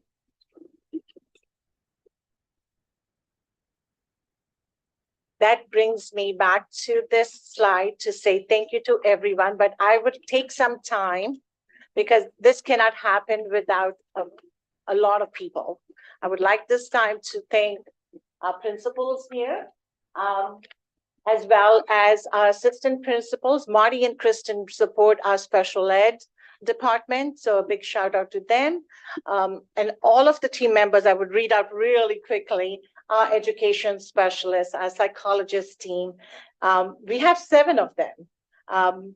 And fully staffed speech language pathologists, an occupational therapist, lots of a huge team of instructional assistants, a physical therapist. We have 7 mental health therapists. I think I'm getting it up. Maybe we have 8. We have program specialists, a student service coordinator. We have a teacher that has a credential for deaf, hard of hearing. We have an audiologist on board. We have a vision specialist. We have a behavior therapist and RBTs. These are instructional assistants that are trained to work with a behavior specialist. We have a solid transition team with each job coach on each of the campuses. And I would also like to thank different departments like the IT department, the business office, the human resources in the district that help us. And at the site, the cafeteria, the community liaison, I can go on, and I'm sure I'm missing a lot of people to thank. Most of all, I would like to take this opportunity to thank our board members for giving us 2 positions in this district for program specialists. This program could not have happened without them. So my gratitude to you, and thank you, Megan and Tiffany, for all the hard work that you do each day, putting those PD together, attending those meetings, and they are a wonderful addition to our MVLA team. I also would like to take this opportunity and thank, we couldn't exist without 2 wonderful ladies in our special ed office, Lorena Rodriguez and Lisa Contreras. So when you call, they pick up the phone and they make sure every phone call is taken care of. And would thank you, everyone, and thank you for a lovely evening today. And we are open for questions. So thank you very much, Nina. Thank you, everyone. Appreciate it very much. So before I open to the board, I'd like to open to the public because I know we have at least 2 people on comment. So if you do want to speak about this topic, please fill out a green sheet of paper. I think they're located in the back room. So if there's anybody else that'd like to speak, please fill this out. I will announce the names of these 2 people to come up. You will be given 3 minutes to be able to speak. All right. So, and the first person I'd like to call up is Jane Chen.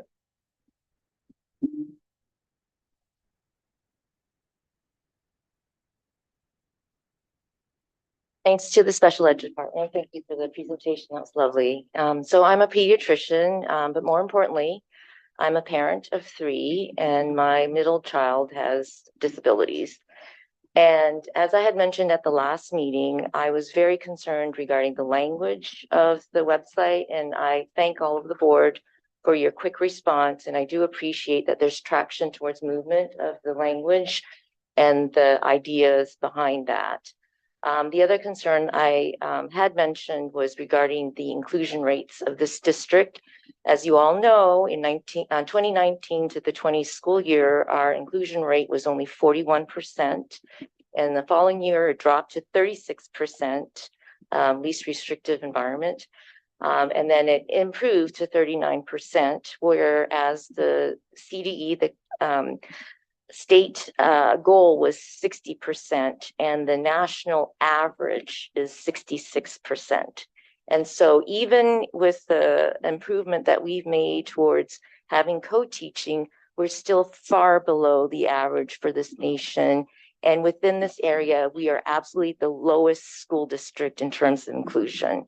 And so we do have room to improve. And I do believe our special ed department will make these gains. And one of the concerns we also have is the parent advisory. There is a fabulous list of all the people who support the special ed department, but there was one part that was missing, which I believe is the families and the parents and the community.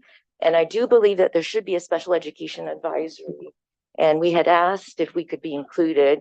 I'm so pleased that I have now been invited to join the Family Partnership Council. So we will, of course, work with the special ed department, but I do feel that there should be a more, available family committee, a special ed community advisory that can work with the special ed department towards some of our common goals. Thank you for the opportunity to speak.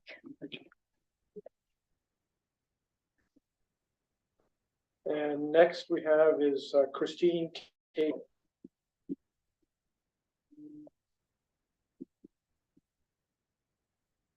Again, I want to thank the Special Education Department for a wonderful presentation. Thank you for letting me speak. My name is Christine Caslow. I am the current chair of SELPA 1 CAC, which is the Community Advisory Committee for Special Education for Los Altos, Mountain View, and Palo Alto. I am also the head of the Learning Challenges Committee for the Los Altos Mountain View PTA Council. I have worked with special education staff in MVLA for over a decade, and including Nina Mann and the current team for the last year or more. And I would like to compliment the tremendous improvement that we've seen in communication and in parent education. It has been fantastic, light years ahead of where it was, but there is still improvements to be made. Although I am thrilled with the progress. There are things that do require some improvement. I am especially concerned about the need to provide information and opportunity to the English language learners and their families so they can participate meaningfully and express their concerns and questions. Despite the availability of an interpreter at the parent partnership events that have occurred, the meetings are held at a time of day that is difficult for many parents, not just those in the English language learner community. We ask that the meetings are recorded with subtitles if possible, or that slide presentations include Spanish or a fully translated copy of those slide presentations may be made available to Spanish-speaking families. And that possibly some of these meetings be fully held in Spanish, if at all possible. Parents Helping Parents is a wonderful resource for bilingual education on special education. And this is especially key because since the 2017-18 school year, MVLA was identified as significantly disproportionate in the number of Latino students in special education. And more than 5 years later, it is likely that MVLA will continue to be significantly disproportionate again. I believe it is important to be transparent with the progress that MVLA has made toward ensuring the equity of Latino students. Despite being a member of the original CCEIS committee, I did not receive any updates of progress. The community and I appreciate the opportunity to be updated on MVLA's progress toward the approved CCEIS plan to address disproportionality of Latino students in special education, including key findings on the root causes of the problem. Again, I just want to iterate, Jane Chen already talked about the inclusion issues and that we have seen improvement that now 50% of special education students are included for more than 70% of the day in general education classes. And that is far, far below the state goal and the national average. And so that is as a major, major concern. Inclusion is incredibly important for the future of these students. And so again, I heartily approve the progress. We're moving in the right direction. We need more. Thanks to the board for having more program specialists. That is tremendous to support. That really, really helps. It is also wonderful that MVLA has started working toward more options for more students in math, including other math courses that fulfill the A through G requirements, which have embedded ELL support and co-teaching. MVLA is also looking to support ELL in social studies classes so that they are inclusive in both MVHS and LAHS. Continued training of all teachers in universally designed learning would support not only special education students, but the learning for all in different departments. I think I'm out of time. Anyway, sorry, I'm almost done. But I will cut to the chase and say that we really, really appreciate the advancements from the special education department that have made. Again, communication is key, cooperation is key. We just want to extend those and improve those. So thank you very much. Thank you. Okay, with that, I turn it back to the board. Any questions? Anita and Jean? I do, but I don't want to go first. Okay, anybody but Catherine? Go first. Go ahead, Edmund. Yes, I had a question and then just some comments. For the co-taught courses, what are those all kind of core classes, or what courses are co-taught? I know here you talked about like English specifically, but if you could speak a little bit more to which courses and then the reason for the increase. Yeah, so every year at the master scheduling time, we look for student need, and currently at the Mountain View campus, it's in core courses, and that's the goal of co-teaching, is to have course offerings in core instruction that work toward graduation requirements. And so at the Mountain View site, that's something that I'll speak to Mountain View since I'm placed here, Mountain View campus. And so it is our goal to first base the co-taught sections on student need. And so that's all of that information is being swirling around, developed now at this master scheduling time. And it also then takes into account what courses we have had and what we might need for students that move into our district and students that we're articulating right now from 8th to 9th grade. So that is the goal, to have core courses at both comprehensive sites. Does that help answer a little bit? Yeah. And then can you just speak a little bit to just the incredible increase? I mean, that's what, like 19 more since 2019 and 2020. Well, I can speak for the time that I've been on here at the district, is that our goal really has been to gather information from our feeder districts at the 8th to 9th grade. And that really did account for some of the increases for our Mountain View campus, because of there is a focus on co-teaching in other districts and our feeder districts as well. And so a lot of the courses then were built based on our student needs of our incoming 9th graders. So that might account for some our heaviness in the 9th, 10th grade realm. That's helpful. Thank you. Yeah, and like co-taught. Yeah. And then the other just 2 comments I wanted to make are around the community engagement. Just really impressed by the amount of outreach sort of going both ways. And happy to hear that there has been extensive outreach with the feeder schools and middle school in terms of how to sort of navigate the various services, because I think that's often one of the challenges for families, is knowing what's available, what services are available, and then access to them. And then early enough where students can benefit from that even before they get onto campus. So just want to commend you for that work. And then also for the education piece around the parent partnership meetings and the topics that you have already spoken to and that you will speak to in those meetings. So it's one of the first presentations I've heard where there's extensive, I think, outreach and communication. And so thank you for all that work. Anybody else? Sure, I'll go next. First of all, thank you, Mina, and thank you, Hong. Just full disclosure, I'm a parent who has worked directly with them for my child.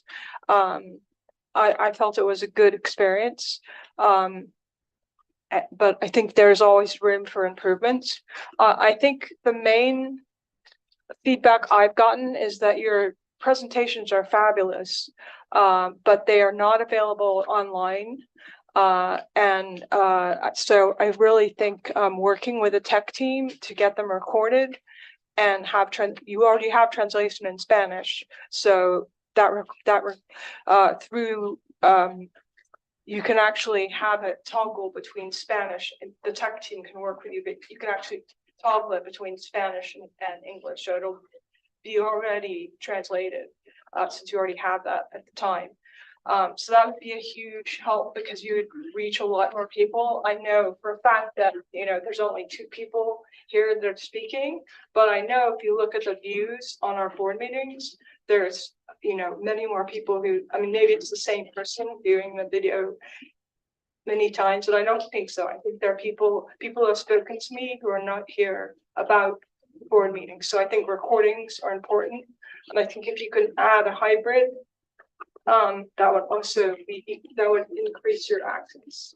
I also, just to get very technical with you, I know that the SOPA 1 is going away and is going to be at the entire North County. So that's going to be a large number of schools. I'm not here to tell you how to solve that problem, but I will say to you that is going to be a problem because we're going to have a lot voices for MVLA are going to be diluted. So how are you going to increase hearing parent voices? And then my other question for you is, we were asked about the inclusion numbers.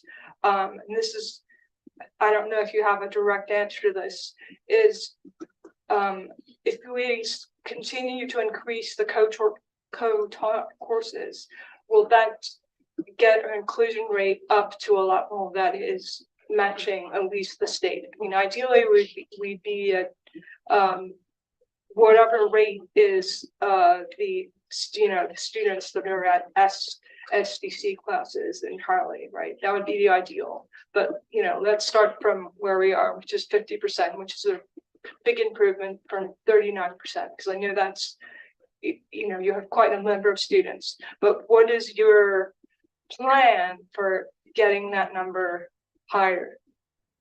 It is a step in the right direction, as the data has shown us, that increasing co-taught classes helps with increasing our inclusion as well as reduction of SAI classes. But the other challenge is that if a student's IEP says requires small group modified instruction, then you can't shortchange that particular student. So we have to each year assess the needs of the student and look carefully to look at the least restrictive environment. That is a district's responsibility and obligation. But having more co-taught classes and opportunities does definitely allow us more inclusion, as well as improving those numbers. Right. I mean, that is the crux of the issue, isn't it? Right. I mean, it's the student that we're trying to help. It's not the numbers, it's not the data, right? Inclusion numbers go up, inclusion numbers go down. It's, are we helping the student? And each individual student, that's what we look at. So I guess my question is, are we tracking that? So if we reduce the number of SAI classes, I mean, maybe those SAI classes were helping and we needed them and those students maybe need to be in those classes. I don't know. I mean, so I just want to, are we tracking each student and making sure that, we're doing the right thing for those students? So, Dave, that's a very good question. It is so individualized. Right. And within the same school year, we can have multiple IEP meetings to discuss the changing needs of the student. And it's based on that one student. So it's really difficult to take data points and say it'll change because a student may be needing 2 SAI classes, is doing really well, meeting all of the IEP goals, and is taking advantage and being very successful in any of the services. The IEP team reconvenes and looks at a least restrictive environment. So it's not like periodically, it's ongoing. Mm-hmm. That's the challenge with special education. Sure. But I guess, but are you saying that we are tracking each student we're working with and making sure that they're on the right path? Yes. Okay. Yeah, so I guess your other challenge, right, is you're dealing with English language learners. The other challenge is that many of those parents are themselves not familiar with the high school system. So I know there's a program to work with parents who are not familiar with the high school system, but then you also have parents who are not familiar with special ed on top of that. So how are you tackling that problem? So one of the ways to do is to bring in that conversation in the parent partnership meeting that we have. I think that is the crux of where we want to increase engagement and find opportunities, bring people in to have those conversations that we can bring our parents on board. Now, some of our students and families may be new to our district. If the student has had an IEP, they've been in the elementary school as well, getting that information is making them familiar with what's the difference between the elementary school district and what is the difference in high school, because it does change from, social promotion to readiness to post-secondary outcomes, be it A through G, and then in a high school diploma, or are they taking the pathway of certificate of completion? Okay. And then my last question for you is, I wasn't sure if you had a goal of, for the students, this again is individual to the students, but there are some students who are in special ed, but have the capability of A through G, you know, go, just like every other student, they have the ability to take A through G classes. So is that a goal that you have, is looking at, because I know in other departments, we've had presentations, not about special ed students, but just in general, to make sure that our classes are A through G when the student is capable of taking an A through G. So is that something that I didn't see that as one of your goals. Is that a goal that you are working on? I would say yes, because each student has an individual education plan. I'm going to come back. And as we say in special ed, it's case by case basis. So we have to look at that particular student. If the student is successful and is able to take the rigorous, that is the IEP team's determination. And we always look at least restrictive, as much time in general ed as rigorous curriculum that they can take. Okay, thank you.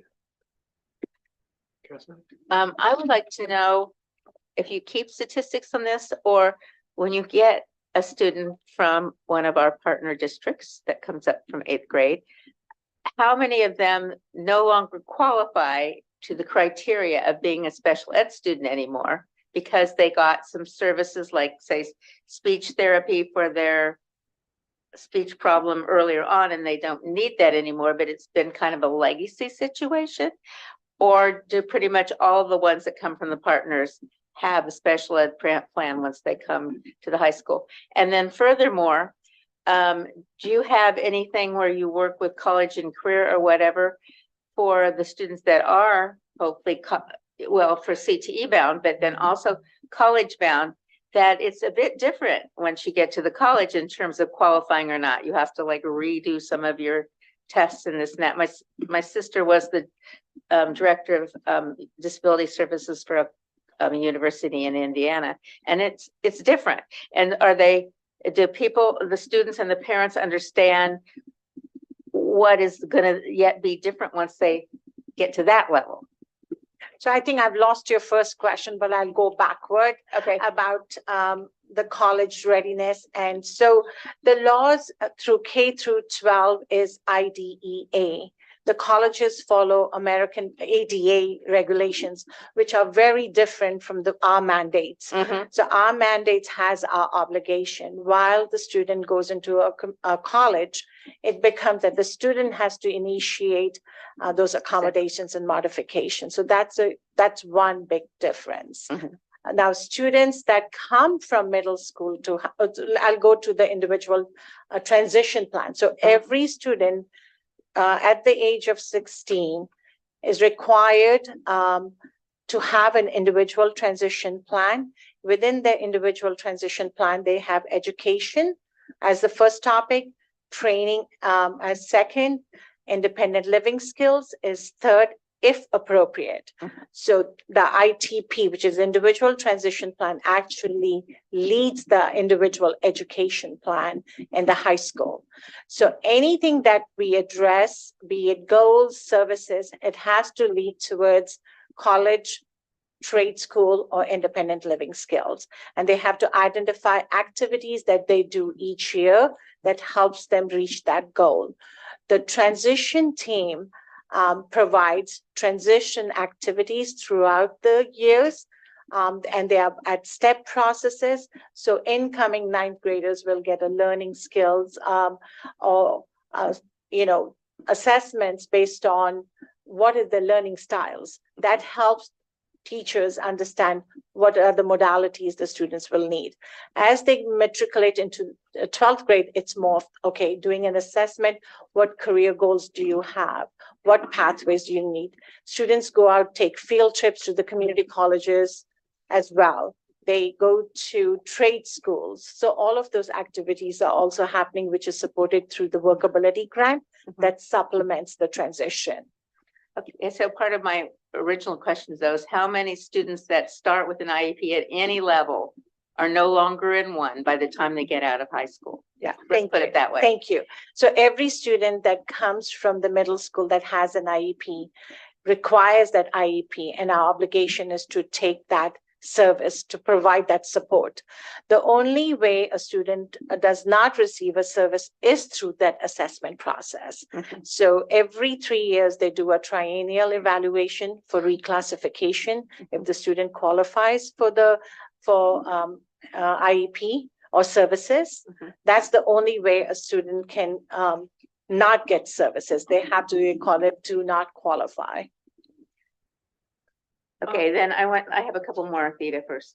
And one of them is EL. How many students, are there students that really need the EL more than they really need a special ed plan that are categorized? That would be an EL question, but there are students with an IEP, they may need ELL supports. Yeah, I know And- that. I'm just saying, is there the other way around where a student comes in and people deem them needing special ed services, which is really not what they need? They don't really have any reason they need that. What they need is really good EL support. Could I maybe jump in and help? Mhm. So EL services are determined by our LPAC, English Language Proficiency Assessment Board, system. So that deems if a student gets EL services, regardless if they're a newcomer or if they're what we call an LPAL, so they have not reclassified based on that test year after year after year. It's usually the opposite from what your question is asking, is sometimes their language learning can come in the form of special needs when really it's just the language, the challenges that comes with language learning, and they don't have a learning disability.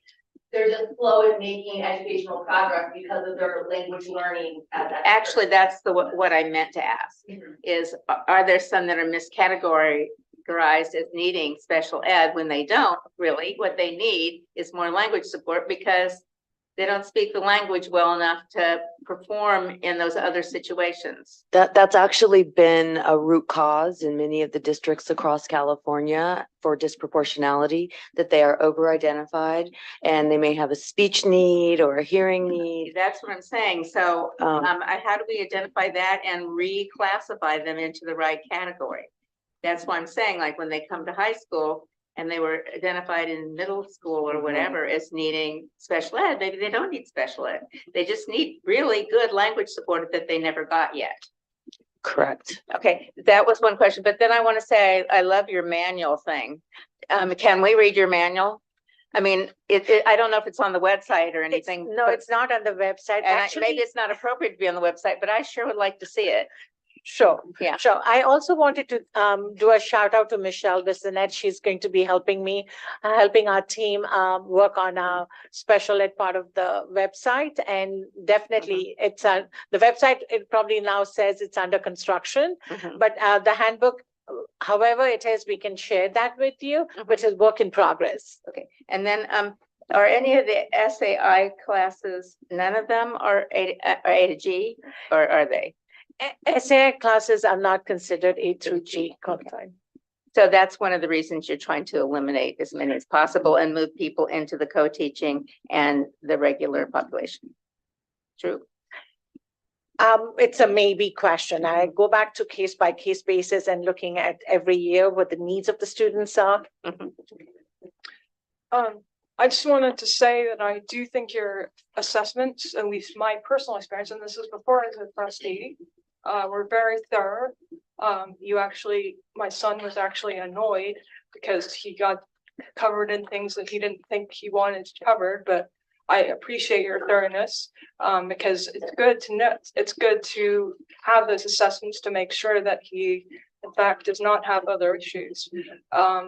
So I appreciated that. I think the issue is that you can only, I mean, you could assess everyone every year, but that would get very expensive. And you have a student that comes in and they may have had their triennial the previous year. So then they would wait until they were, I guess, junior, right, to get their triennial again. So it does seem that is a problem. But I also know that assessing students takes a lot of, I mean, just from my sample of one, it took a lot of his time and my time, and that wasn't all the staff time behind the scenes doing all the scoring and all of that kind of thing. So I can't imagine that you would want to do that for every student. But I think there has been historically, speaking about, I don't really want to speak about our partner districts, but I think perhaps more closer cooperation and really kind of examining how they practice may help identify those students that are coming in that are actually need more English language support. Because I think especially because as you know, the English language, to be reclassified, you actually can be below grade level. So I think I think it depends on when you enter the system, right? If you've entered the system in kindergarten and you still can't speak English by the time you're in high school, there's probably is a learning disability. But if you're an immigrant, then perhaps you can see. But then there's also issues we have with immigrants who are coming as unaccompanied minors, so they have trauma. So it's very complicated.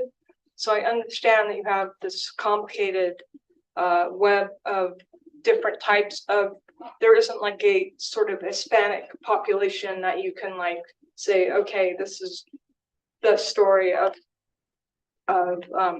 English language learners, because there are many different kinds. But what I would say is, if there is a way to I don't know if we do English language learning testing for our students as part of the entrance to high school. English language learner, they're assessed. Yes, so they're Yes, assessed and they're regardless of the reassessed. category. Yes, according to level. Okay, so even if they're reclassified, they're assessed or not? No, they're assessed with our other assessments. Okay. So I think that would be okay. All right. I wanted to ask, get on the bandwagon about one other thing, and that is, I didn't hear nurse mentioned here. I know you have some students that need a one-on-one nurse, or do you now? You did at one point in time. So, but you don't have like a nurse, and we don't have one for the whole district, do we? We do now? We do. Where's our nurse? I actually forgot to add the nurse and I was. When did we get a nurse? We do have a district nurse, yes. A district nurse. For special education, yes. For special ed? Yes. Yeah. So we don't have, so we have one now for special ed, but not for the general population.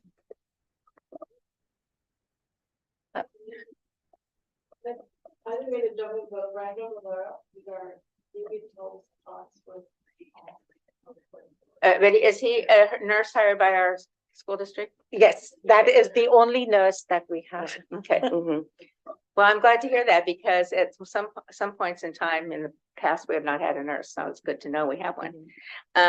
But do we need more nurses? That would be a question all around. So that wouldn't necessarily be a question for you to answer, but I'm just putting it out there. I just wanted to thank the team for your work on inclusion. And when I heard the question about A through G, I really appreciated it, because if the students are diploma bound, there's no reason they should not be accessing and completing all of the A through G courses necessary to graduate. It's really a basic English class. It's a math class. It's a history class. And I think sometimes people think A through G means they have to be ready for second year of university. Right. But it should be what every student receives with their diploma. So I want to commend that the special education department has been pushing and supporting and guiding students towards that access. And also it's been in partnership with the the high schools, because it has included changing some courses, eliminating some courses, communicating to students that they need to take different courses. So it has been an effort with many parts. So that was just one thing I wanted to state, that A through G should be something that any student who is diploma bound, especially our students with disabilities, should and that's part of their IEP, is to access the core curriculum. And then on a completely different subject, I love the partnership meetings that you're having. And there's something that I've seen that has been very successful, and that might be an expansion of your partnership. And it's where alumni parents or even current parents work with the 8th and 9th grade parents. So we have our transition meetings where we tell them all of our rules, and we share a lot of really good information, but truly listening to someone who's been through it or has experienced it is a great way so almost like a link crew for parents is something I've seen very successfully work and support our students. So this would be the forum where you could look at doing that. So are the co-taught classes all A to G? They're all A to G. So only it's the SAI ones that aren't. All the electives do not need to be A through G. So if it's a support class that is helping them access that A through G core class, that may be very appropriate. But there are electives that they need to have the A through G. So if the support classes get in the way and they don't have time in their day or access, or they're unable to access because we're supporting everyone so much, they can't take arts, they can't take other electives, then that is where the conflict comes into place. So I'd like to ask a question, or unless the board has any other questions for the board? I did have one question, which is about the adult transition program, which I think is a great program. I've gone there. My question is, now that it's at Mountain View High, are there opportunities for those students to go to, art and other classes at Mountain View High? So adult transition is for 18 to 22, and they have already received certificate of completion. So they don't go back to the high school. They are with their own age appropriate peers, which is in the community, for pre-vocational, vocational skills, as well as life experiences. So it's actually experiential learning to transition into the adult life. But don't they have experiential learning classes at Mountain View High School? I'm just thinking, I don't know the details of the exact classes, but I'm just thinking it could actually be beneficial both to the students with disabilities and to the students who are the regular students who are taking a class, to have that diversity of students. I think diversity helps people grow. And so I certainly think there are classes like where you could have that student who maybe has been in art or been in choir to continue that class. So Ms. Corns, once you complete and have your certificate of completion, for a variety of reasons, you are, it's really something that we don't do legally. They don't return, and because of the liabilities that could be involved, or and all sorts of other rules and guidelines. That being said, the concept that you're speaking of is something that we can explore. So through dual enrollment at Foothill, or through other courses or after school courses, within the day actual courses that are approved and only for students who attend Mountain View High School. Yeah, I was thinking about something like that. I know you have the Spartan Buddies, but that's like at lunchtime. So I think if there was a specific time during the day, there was, I'm not sure, again, but I think that would enrich Mountain View High School and the adult transition program. So I don't know the liabilities, but I think I would, that's my suggestion. We also try to connect our students, our adult students, with the community. So they participate in the CSMA. We have a student in the taco drum. with the community and family. So we tried as much as possible connect with the local adult transition program with their peers that they're going to be hanging out, going to the movies with, and also the organization. We work very closely with SARC, San Andreas Regional Center, in that community and that organization, along with Department of Rehab. So with our students, we really want to continue that partnership with their like peers, 1822, to find some of our students are very excited about living with friends and not home with their parents. And so building that connection and fostering that connection is really important. So we try as much as possible. We're close to campus. They see the student. A lot of students want to come back and visit Mountain View because they came from there, but we really encourage our students to work outside of the community because that's fostering independence. But that's all to go. Okay. Now, we have some classes in the adult school that are like I don't know if ceramics is being offered still or anything like that, but there are some classes like that are fee-based for other adults, but maybe in the transition they could be covered or something. So can they go to the adult school? That's a partnership that we can explore, but our students have been going to, some of the students who want to continue academically have attended Foothill as well. Well, yeah, along but I with mean, the our BBA. adult school too, or Yeah, we can have a further conversation. It's very often, how do we provide that support if they need a one-on-one, and that staff being support and the supervision as well. So some of our students are taking art classes at CMA. So they are going twice a week. They're going to YMCA for, physical training, and they also use that place for work experience. Okay, great. I'm glad to hear that.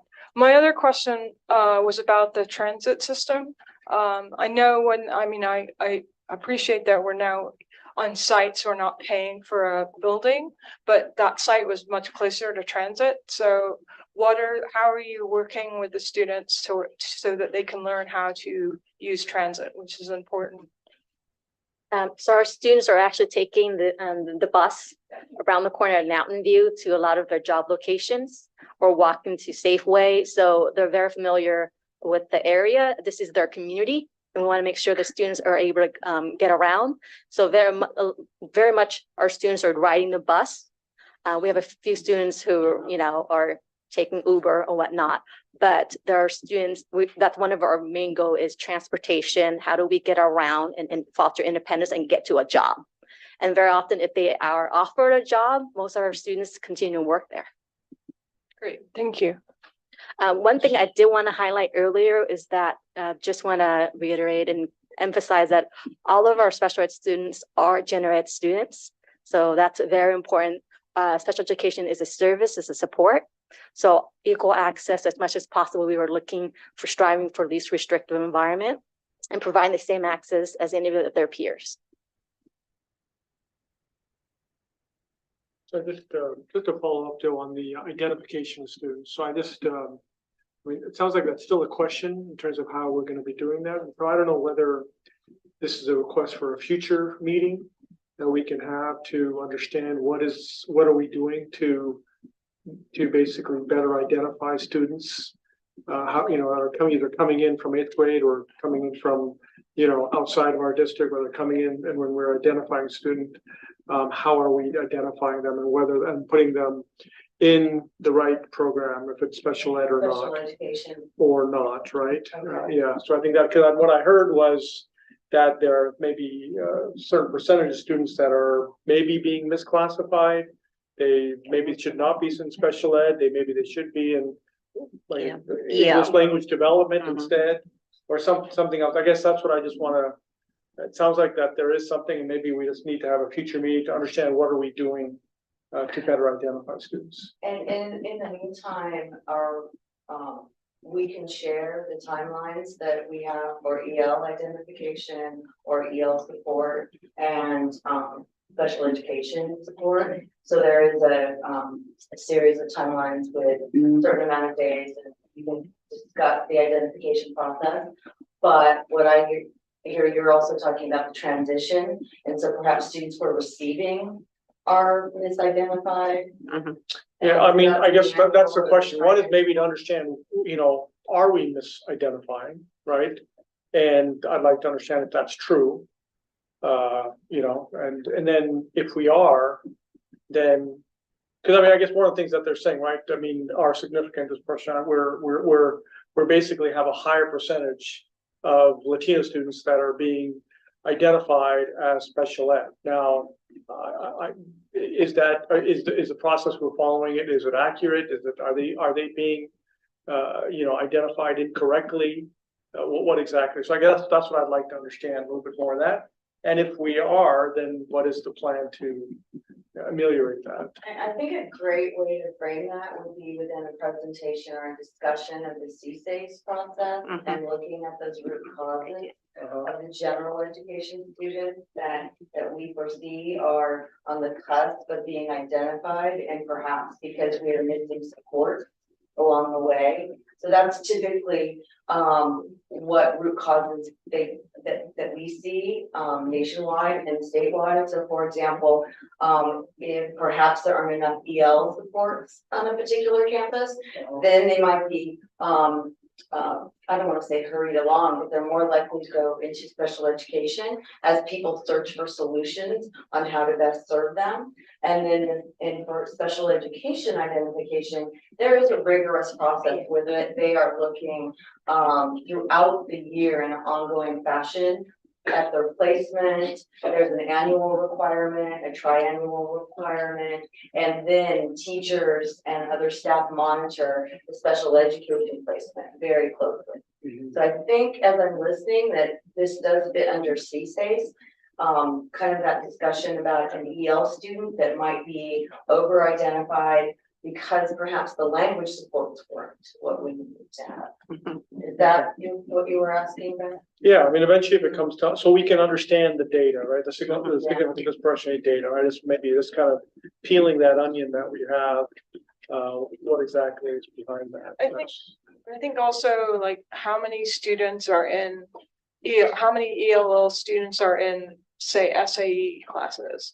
You know, if there's a, and what is their you know, what is their classification? If it's if they're deaf, obviously, or have an orthopedic impairment, then that makes sense. If it's emotional disturbance, then that may, you know, then they're probably not uncommon minor. But if it's something else, then maybe. So I think that data, while it can't actually tell us each case, and nor is it my business to know each person, that's your business to know each person's particular case. I think that can help us drill down into what's going on with our special ed department, because we keep hearing this. And I would like to, we have a lot of data on our regular ed students, but we don't have that specificity for our special ed students. And I think our special ed students deserve the same level of data that we give our students that are in just Los Altos High, especially since we have. I mean, this is it's not to say it's not to say that they're not getting that. I mean, I think to be clear, it's not that they're not getting the equal level of attention, or no, the I'm data saying is the not data. there. The data is not there. Well, it is, but we haven't We haven't published disaggregated. it. So we don't have, I mean, I don't have in front of me how many English language learners are in SAE classes. I think that data is there. I think it's just not with you today, but I think the data is At there. a board level, I'm saying. Yeah.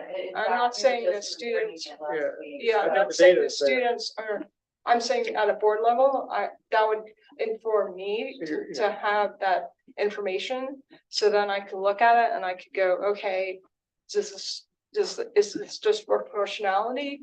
Does the data show disproportionality? I think also, you know, there is a, you know, we publish all kinds of data about our students, but the special ed department, I think, has not, you know, I think it's time to sort of open that box a little bit and show some of that data that we have, especially since we're already have, I mean, by the state, have this, you know, disproportionality. I mean, that it is by the state, right? That we have disproportional English language learners. That is a And, you know, it could be for very good reasons. I don't know, but the data, I think, is important because as a board level, I can only look at the data. I cannot like go in your department, nor do I want to look at every English language learner case. I want to look at a high level and go, okay, you know, what picture does the data tell me? So we were just sitting down in my office reviewing the cross section of EL students within special education. So what we can do as a department is to go back and to, I believe, get to your question and looking at percentage, the number, and also the identified service needed. So we can certainly pull that together as you're listening. It looks very much like what we were discussing, and we were looking at that exact topic, and it was not included in the specific report, but I do know we do have that. And just to make it clear, to Sanjay and everyone else, I am not saying that this disproportionality is because people are misidentified. I do not know. That is a theory. But it could actually be that we have more students that come to us that need special ed. I mean, it could be that fact. I don't know. But I think if we have more data, we'll have a better answer and not be just wondering. Just as we have data, for example, as to how many students take A through G requirements in Mountain View High as a whole. Right? We have that data. So I can look at that and track that progress. And we can do that. I just want to also say that this team looks at that regularly for that very reason. Because they're analyzing within each category, each class, and each identification to look for patterns and trends. So if they see that there's an over-identification for one specific trait, ED came up in a comment, and that's something that we monitor very closely. I personally am not a fan of that designation at all. And it's a terrible designation. So this group right here does analyze that. So I think they will be more than happy to. It's better than MR, which they finally removed. But I mean I just want to be clear to people who don't know that these categories are mandated by the federal government. They're not mandated by MVLA. So you may not like that category, but that is what we're stuck with. At least they've gotten rid of, and I hate to say this word, but they literally had it for many years, mental retardation. So they at least have taken that off, but they haven't taken the emotional disturbance. I think they should put mental health, but I'm not a federal government person. I'm simply a school board member. So just to circle back to the request to make sure I have it clear, you're looking for the percentage of English learners within the special education courses, the identified need of our EL students, and then from there, you may have further questions or ask for further reports or information to look for patterns and trends. Is that correct? Yes. Well, and I guess I'd like to understand the process of identification, right? That's kind of ultimately what we're looking at and understand. Specifically for English language learners, or even specifically with Latino students, right? Because that's where we were specifically identified as not meeting the requirement. And so I'd like to understand that specifically, so we can understand why we are, basically out of scope or out of whatever the requirement is of the significant disproportionality. So I'd just like to understand why. So in addition to that, just kind of the EL assessment that we give, the home language survey, and the process used for identifying English learners. Right. You'd like more information about that, separate from this group. And could I just remind that for every board indicator, remember we have the overall, and then we break it down into subgroups. Right. And those subgroups include special ed, but then also Latino special ed. Yeah. And so a lot of the data that's being requested is in that binder that was given out. We do. Well, actually, we don't have data on special day SAE classes. The percentage of Latinos. I don't think it's in that, unless I'm mistaken and I missed it. But I don't think that. Yes. Identification process. Right. So I think that is. I think what I'm asking for is the same for whatever you do for AP classes, if you could do it, I mean, you already have the data, right? So whatever you do for AP classes and advanced classes, I would like to see the data for special ed classes. And then also, because we have categories in special ed, I think it would be informative to know what percentage of students are in which category, because that may also inform us. Let's say everyone in SAA has one category, then that might tell us something, or I don't know, but I think data is informative, and you may have noticed as a board, we like data. Nina, you did provide us some data, but we want more. Sure. But overall, thank you very much for your presentation. You provided us a lot of great information. I forgot to say thank you too, is that I think it's great, the new team you have here today with the specialists and all of you doing, dividing up the task and handling the schools and stuff. So that's great. So yeah, thank you very much, Nina. Appreciate the team being here. I know it's quite late for you, so I really thank you for sticking around and answering all our difficult questions. I also want to appreciate people from the community coming on board. I think it's important to get your feedback as well, and appreciate the collaboration, constructiveness in which it's being done. So thank you very much. Thank you, everyone.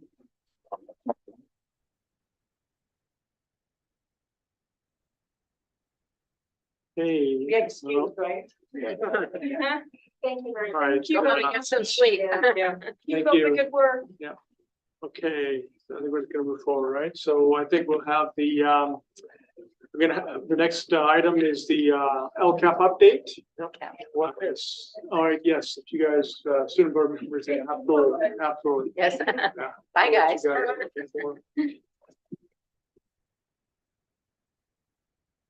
Drive safe. Have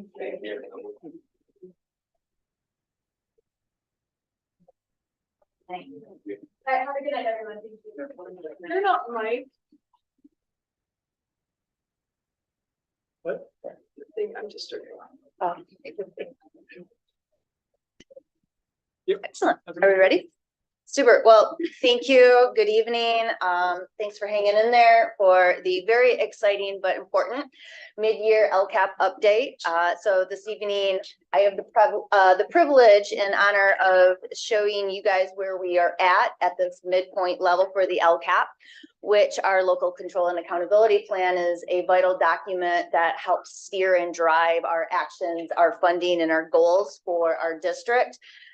So today I'll be providing an update and reflecting on our accomplishments thus far in the middle of the year. And I want to just thank you all for your dedication to supporting our services and our programs. The reason why I am here is that State Bill 114 in 2023 has required that all LEAs give their boards a report mid-year to give a progress update on where we are in our plan. MVLA does far more than look at this as a compliance task.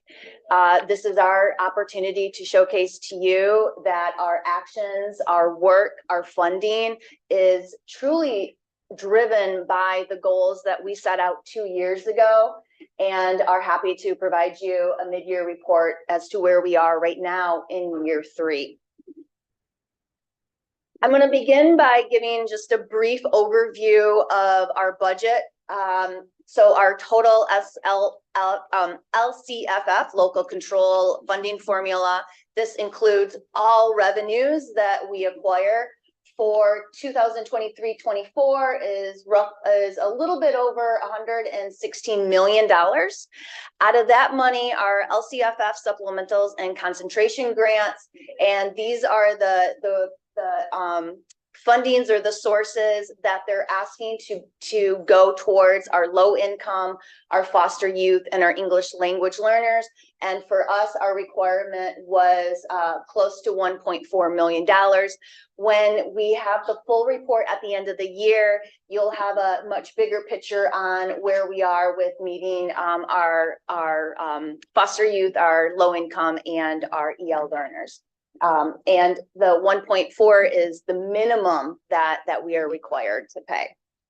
So part of this mid-year report is, again, just to give us a status update on our metrics as well as our expenditures. This illustration just demonstrates that some of our actions have been completed, some of them are in progress, and some of them are yet to be progress. So this is a snapshot. It's not a thorough look at all of our metrics, nor all of our expenditures due to where we are in the progress this year so far. So I'm going to start with goal number 1, which is academic excellence for all students having access and success to equitable, high quality 21st century learning while disproportionalities are decreased. This has our most metrics to give an update. So the next few slides will be our metrics, and I'll just do some quick overviews. On this first page, we're seeing an increase in our Algebra 2 scores, an increase in our English language arts, our early assessment program. This metric coincides with the SBAC. The CSUs get this metric when students take the CASP and they check the box that they're okay for their scores to go to CSUs. And so it's an indicator of readiness for our CSUs. We see an increase in that. And then a small decrease in math. And when we look at our SBAC scores, I can't remember if we talked about SBAC at our last study session or not, but we've seen the same similarities with increase of ELA and decrease with math, and that also is across the county and the state in that trend. And then when we look at some other data that says how are we doing in academic excellence, this slide is particular for special education. We see that we have increased in our special education students on the SBAC for both ELA and math. Students who are in special day classes, these are classes that support our severe to mod students. We've seen a small decrease or going down in the GPA. And so when we give the full end of year update, I'll have a little deeper dive into why that is. And again, this is the mid-year report, so we may see a shift in that. As we look at metrics for our SBAC, and this is the English language arts, again, we're seeing some just very small oscillations between our groups. Some groups going down 1 or 2%, some going up 1 or 2%. But and that includes for all academics or all ethnicities in this group. And then again, oops, I thought I had the math in here, so I'll double check. That might be the next slide. Nope. So this, I don't understand. So this is the SBAC, which is taken, right? It's taken in spring. So that's the 22-23 data was from last year, right? So, so what is 23-20? Where's that data from? Yeah, so good question. Let me clarify. So I'm going to step out here. These are the dates that we're reporting the LCAP. So what we find is that when we pull the data for the LCAP, our SBAC scores are not ready yet when we're doing the 23-24 because it comes out in the summer. So everything is 1 year off from what you see in the report. Good clarification. Thank you. Oh. And then an update on our metrics for the AP testing. We are seeing overall some strong increases in almost all of our levels of taking 1 or more AP classes. A small dip in our Hispanic special education by 1%. This is also a very small percentage of students, and so 1 student or 2 students off can have a skew. So those are our metrics that are showing how are we doing in terms of academic success, from state scores to our local algebra to our students taking advanced classes. When we look at the expenditures for this, and again, this is just a snapshot of the current expenditures we've had reported, what we're seeing is we're really Mhm. So back on the previous two slides, so on the desired outcome, those percentages. Yes. I don't recall, how did we come up with those percentages? That was the group that met when the advisory committee, when we met back in 2021 and set this. Okay. And I'm glad you said that. I'm flipping faster than I am through my notes. The one piece that I wanted to point out in this particular slide with the desired outcome is you'll see for our Caucasian, African American and Asian, we have over 90% as a desired outcome. That was a flaw in the beginning of the proposal because this includes grade 9 through 12 students when we look at this data. And there is hardly any AP classes for that freshmen take, except perhaps if they would go into AP computer science as an example. So typically it's very challenging to get over 75% because a quarter of our school does not have AP options at that grade level. And so those desired outcomes are particularly for Caucasian, African American, and Asian are misleading. Yeah, the only thing I guess I don't recall exactly how we came up with, yeah, there must have been some discussion about percentages. Because what I would like is that we're just better than every other school in that we're basically comparative schools with comparative demographics, as well as our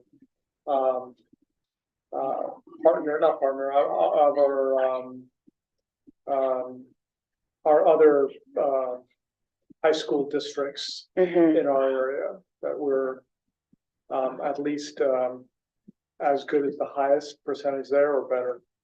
And so that would be perhaps if they also had metrics where they had desired outcomes. When the committee met for this, we looked at our current status of where we were at, and then some, years behind where the trend was going. And that's how we determined where we felt the desired outcome should see some growth. So I'm a little confused. So would 75% mean they've taken one AP course in their entire time at high school, or that they've taken one the 3 years that they could? Because I don't know for all students. I think all students should take A through G classes, but I think not all of our students want to take AP classes. We have students in freestyle and many other different programs that are doing well. And I think we're trying to develop our career technical education, which is not an AP or class. So how does that factor in? So this is the board metric that was decided. Phil probably decided actually probably before me. But it was a board metric that was decided probably over eight years ago. This is one of our board metrics. And this is when there was a different path, but it was basically one of the things that we found is that having students that take AP courses, we found are going to be much more successful in college if they take an AP course that are headed in that direction, and also have more high school success when they take AP courses. So that's why it's a metric where we said, yes, we would like to make sure students do enroll at least one AP course while they're in high school. And also, we also found that demographics wise, that it was most of the AP courses were dominated by Caucasians and Asian students, and we wanted more of other demographics, especially the socioeconomically disadvantaged demographics, to take AP courses as well. And so that's one of the things that we also wanted to measure on that. So I don't know, Phil, if you want to add anything to that. So what I'm asking though is, are we measuring? Because I'm a little confused. Are we measuring if like that 90%? Does that mean 90%? Or 60% of Caucasians have taken one AP class? In that particular school year. Yes. Oh, it's in that particular school year, because that to me doesn't actually tell me if you're saying taking an AP class, right, it should be over the lifetime of the student. So you could take it in your junior year, your senior year. It just, it helps us track year to year how many students are accessing particular classes. And so if we're really striving for open access, which goes back to your context of how this was developed, and then we broke it down into subcategories. as we tracked it year to year, really helped us go back to our school sites and talk about what's the outreach that we need to be doing, what's the scaffolding within the classes, how can we be looking at languages other than English, and supporting our students whose home language is offered in an AP class, enrolling into that AP class so that they're leveraging that rigorous classroom, but in their native language. And so that's the reason why we go year to year versus overall lump sum. And then if I could just predict in the future, I think we probably will start to involve dual enrollment with our AP classes, because that gets to Sanjay's point of that college readiness, was one of the reasons that we wanted to encourage AP classes. Okay, yeah, I guess that was really what I was asking is, how are we defining college classes? Because I think we're expanding our definition of college classes, and also how are we factoring in that I would hope that metric could be redefined, and also that percentage is wrong, and I don't quite know how to calculate it, but it shouldn't, if it's 75%, that would mean every student takes an AP class all 3 years. And I'm not sure if that's the metric that we want either. I think we want to have each student on average takes one AP class per, during their lifetime. That's what we really should be tracking. So this is just to clarify, this is only 1 year. We're not tracking how many do they take over their entire. We don't have that board indicator. We could pull that data, but this is just tracking year to year. What is the breakdown of our students accessing these more rigorous college level classes? Okay. So Theta, we would have to go back and readdress the board indicators we've asked them to keep, and go over that whole list, not just this one, and say we want you to track something different. But that's not what we're doing right now. She's going over the things that we have already told her that we want to track. So I don't see what the objection is to getting the yearly snapshot of students taking AP courses. What is the objection? It's not, I'm not objecting to the snapshot. It's just the number is at 90% is as Terry said, is more than people taking it in their freshman year. And also there is some it's going to be a lower percentage than 75 based on the fact that not every student is going to be taking an AP class every year. So I think that I'm just saying that metric, I don't know I can't do the math for that statistic right now in my head. But there is some statistic where you would find the percentage of, each year, given that there are 4 years, and each student would take, there's a 1 in 4 chance that student is going to take an AP class. What is that percentage? So it's not, why is there a 1 in 4 chance that a student will take an AP course? If they take at least one, if that's the metric that we're trying to measure. But at least one when? At least one this year, or at least one over 4 years? Yeah, so the metric, it doesn't measure that. So that's the Well, that's why I'm metric trying to have a says problem with it. in this year, this percentage of students took at least one AP course. That's what the metric said. That's true. And then I'll just. If you want a different metric, over 4 years, did a student take at least one AP course? Yeah, we can dig that data up too, but it doesn't give you the annual snapshot. So this year, our 4 goals retires, and this semester I get the honor of working with and putting together, volunteering, anybody who wants to join the LCAP advisory, where we take a look at our this year's goals, or the goals over the past 3 years, and reset the goals, some actions, some funding, the metrics. And so if there's concerns about this metrics, there's room and going into the next 3 years to make some modifications or changes to that. I'll move over to the metric or the expenditures that matches our actions. This is again just a snapshot of our current expenditures that we have. As our special education team did a fabulous job presenting today, we have, and that's, I thought we had 30 co-taught classes. I see that we have 29. So that number has merged, or course must have merged with one another. And our actuals are the expenditures that we are paying for our teachers to teach co-taught classes, since it's 2 teachers per classroom, where all the other classes is 1. So that's extra expenditure. Our extended learning program, this is just a snapshot. A lot of these extended learning programs are ed tech apps that brings in intervention or acceleration opportunities for students to have some supplementals within the class or after the class to work on some of their areas of struggle. Some examples, Los Altos was just reaching out about Alex, which is a math program that can support students who are struggling in a current class. And this program that the student or the teacher gives the students allows them to have repetitive practice within that application that gives them feedback, and we've used it for many years and found some really great success with using these extended learning programs without pulling students out of classes or giving them a lower lane class.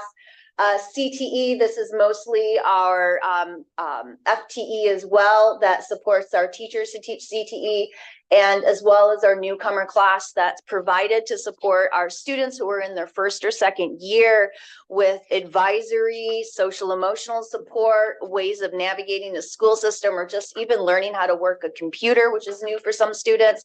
And so that number goes into our staffing as well. Again, all supporting goal number 1, which is academic excellence. As we go into goal 2, this is about educational partner communication and engagement. 2 metrics that I pulled out for this. One is how are we working with our partner districts, and that's our middle schools. And this is showing the number of meetings that we have. As I look at this meeting, I know that this does not include the amount of time that our district administrators are meeting with our partner schools. One of the most significant meetings that we've had this year so far is the first time since I've known, maybe it's happened in the past, is the middle school administrators and counselors met with our district sites, counselors, middle school and coordinators. And we had a great meeting about how are we supporting the enrollment process, and more than just about the enrollment process, it's about the continuum of student learning as they go from the middle school into the high school. We all left saying we have to continue this conversation. We didn't have enough time, and we found how valuable it was to hear what we're doing, the similarities and the differences, and how we can bridge those gaps.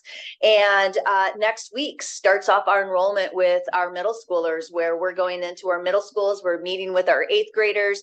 We're talking about our high school programs. Some high school students are joining us. And so that meeting with our partner district really is setting a strong stage for this important enrollment that's just about to take place.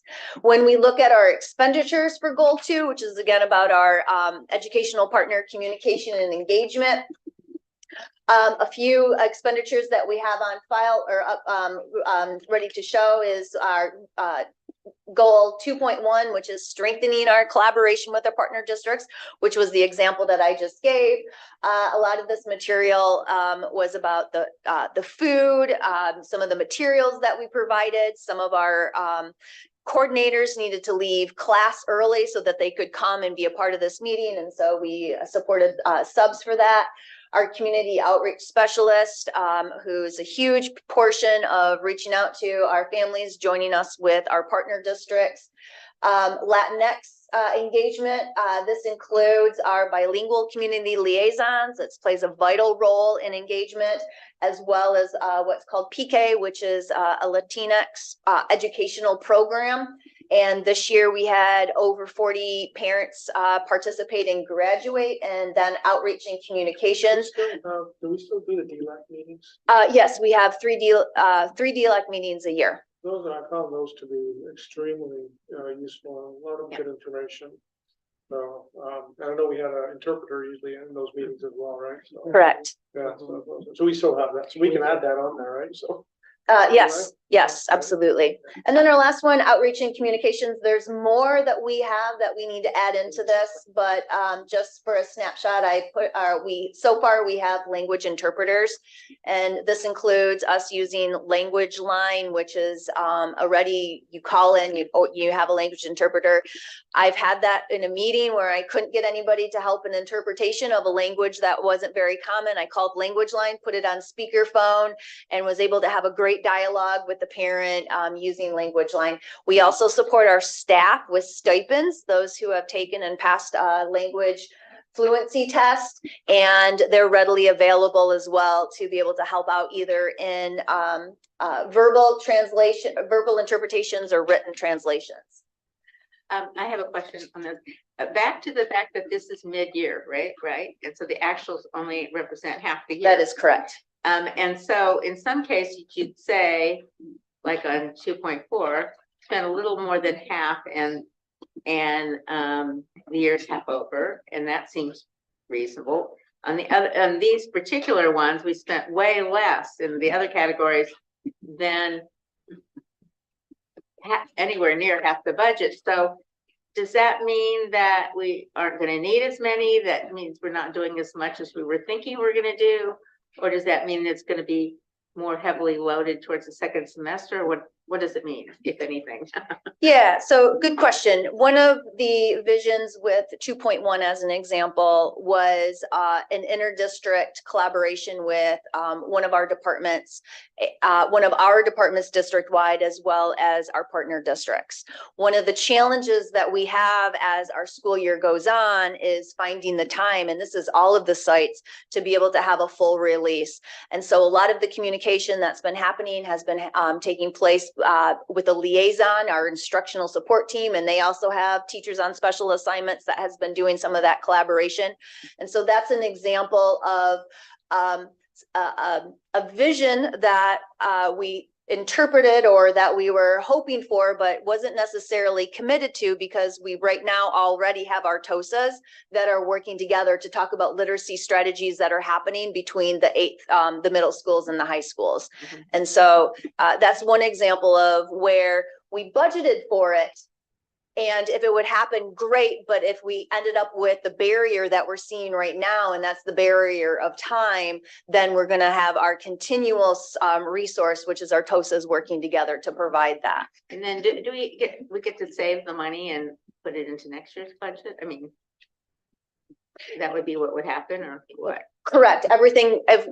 So these are just budgeted expenditures, and it's just like us budgeting for a new car. And if we ended up spending less, then that money then rolls over into the next year. Right, but it don't. But the state sees that, right? They see how you have to report what your what you've spent and all. And correct. So we have to be careful. I think if we're going to say we're spending this money, I think we have to spend this money on the students who are here. On the students, right? So, yes, and at the end of every LCAP review, we have to give a expenditure breakdown of what our actual spending was versus what we budgeted.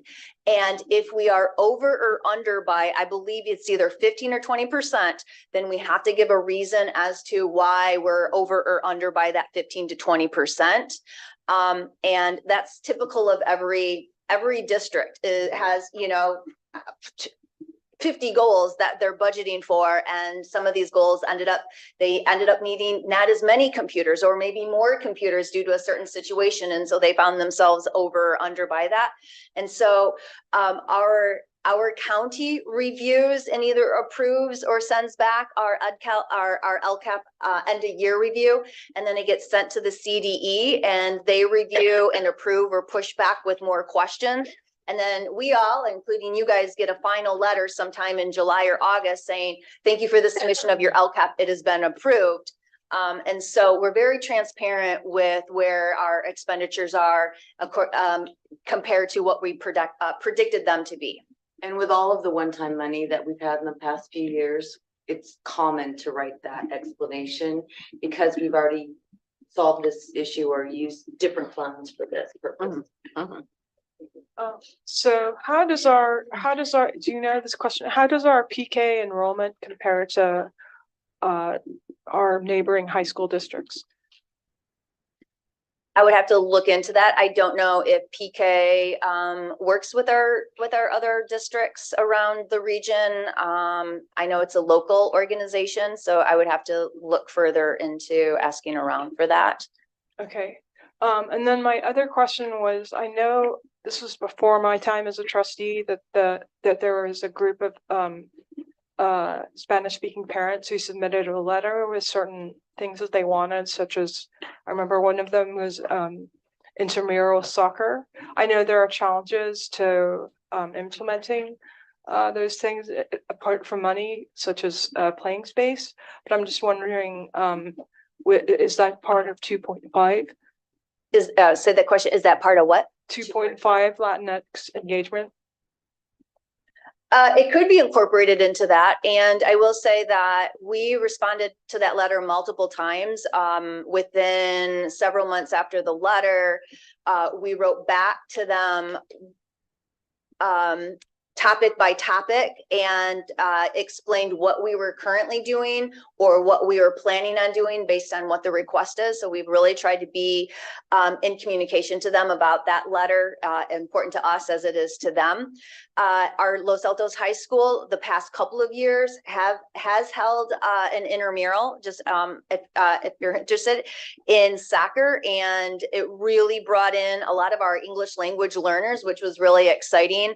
And it was held during lunch, and quite the crowd came out to see it, because yes, it is pretty challenging to hold intramurals after school with coaches and lack of field support. And so that was also driven by that letter and asking for supports in getting our language learners and our Latinx involved in more sports. And so they really did a beautiful job of implementing that.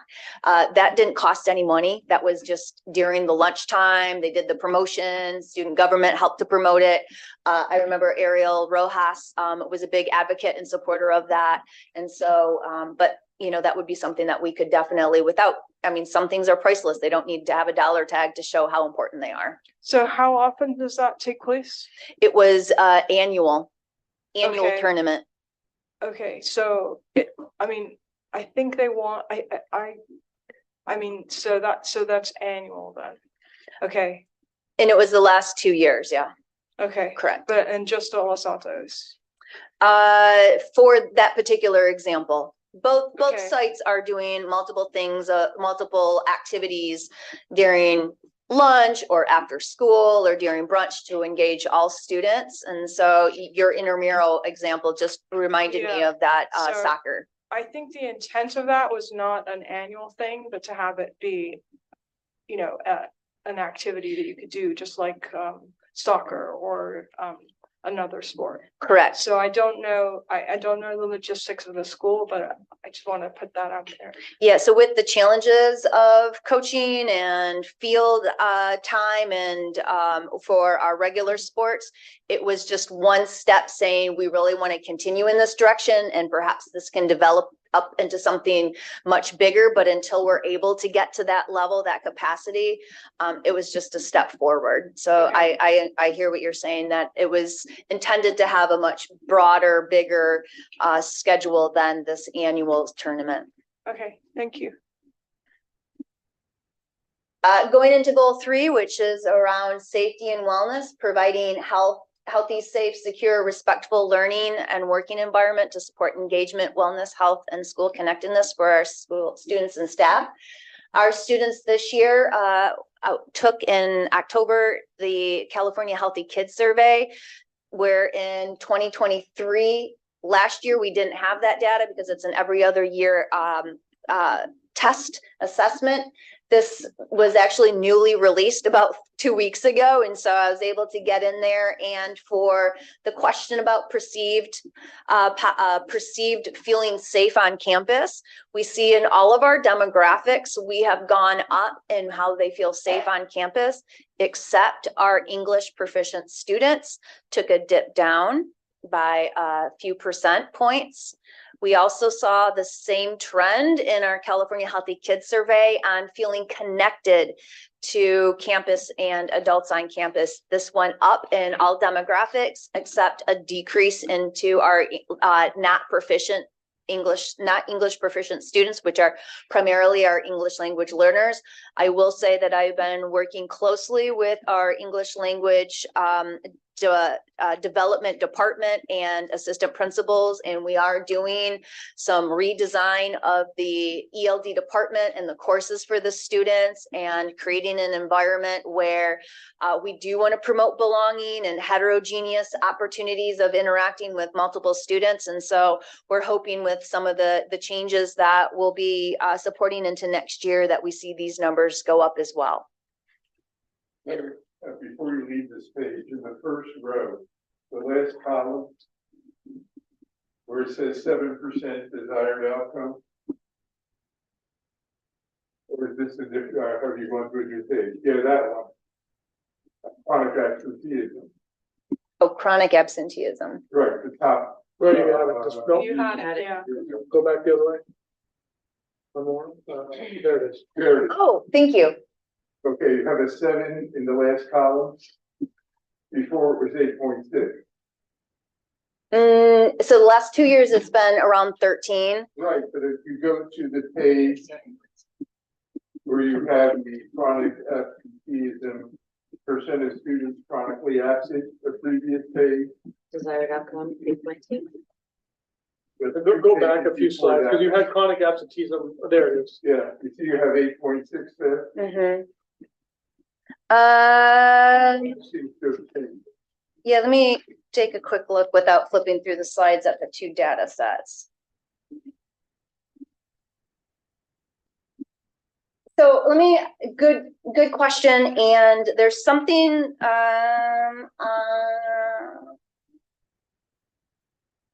there might be a typo from me going through and adding these slides in there, because all the numbers are the same except for those two. Yeah, just before you submit it to whoever has to see it. Yeah, thank you. And I believe the 7% is the correct percentage. That was the desired outcome. All right, thank you, Bill. And I do also want to note that in both this slide with the 4.9 and 13.1 and 8.6, and then also with goal number 3, which is the same data sort, I believe this is the more accurate.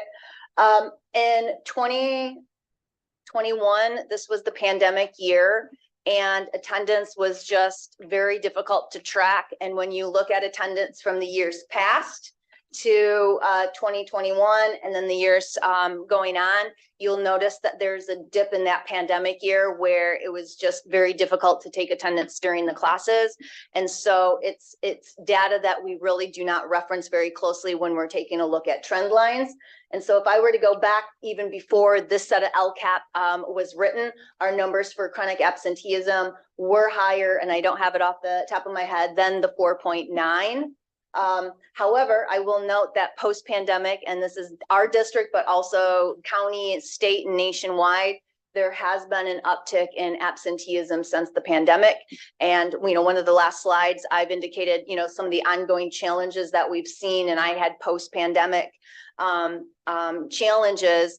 And, I think we all wish that stop using the word post-pandemic challenge, but we are still seeing some residuals in that, and chronic absenteeism and some mental health challenges are some of these residuals that we've seen with our youth. So duly noted about the chronic absenteeism number. Thank you for that. Going into the other set of metrics for the safety and wellness. So we talked about school connectedness as well, going up in most categories, except our English proficient students. And then we talked about the EL program and some of our changes. And then lastly, taking a look at the suspensions as well. I want to note that the last couple of years, we've seen a higher number of suspensions in the 100s. This year, we are halfway through, more than halfway through, and we have 25 suspensions. And I think that that's a huge accolades to our sites. When I talk to our principals and trying to learn a little bit about why are we seeing a shift, they say, well, one, we're really taking a look at alternatives and what is the learning opportunity that we could provide and what's the learning consequence that we could provide besides pulling them out of, school, suspending them for a day or two. There's another thought that perhaps the wellness center has been helpful in this, and it's helping our students de-escalate before whatever their energy is gets to the breaking point, and it causes a behavior that is suspendable.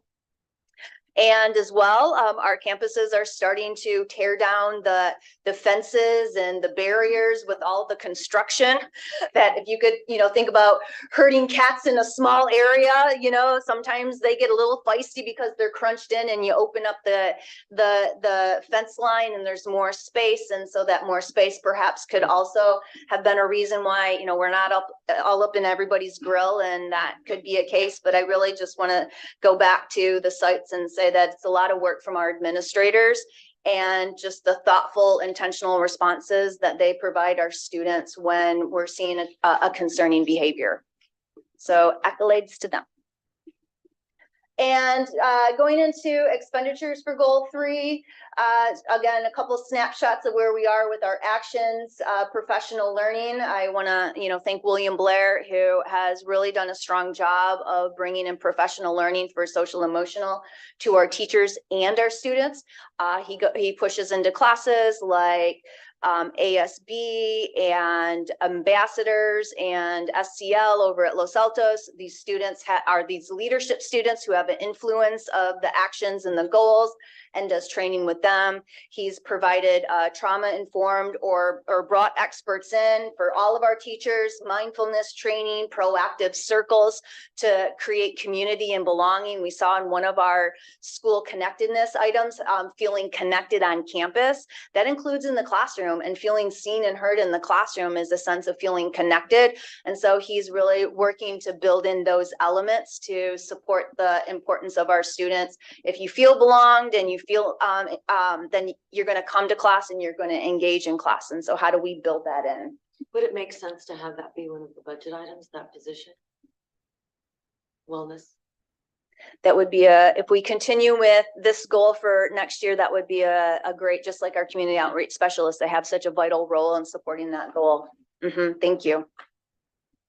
And lastly, for our lifelong learners, goal number 4, all staff will be supported in collaboration and professional learning.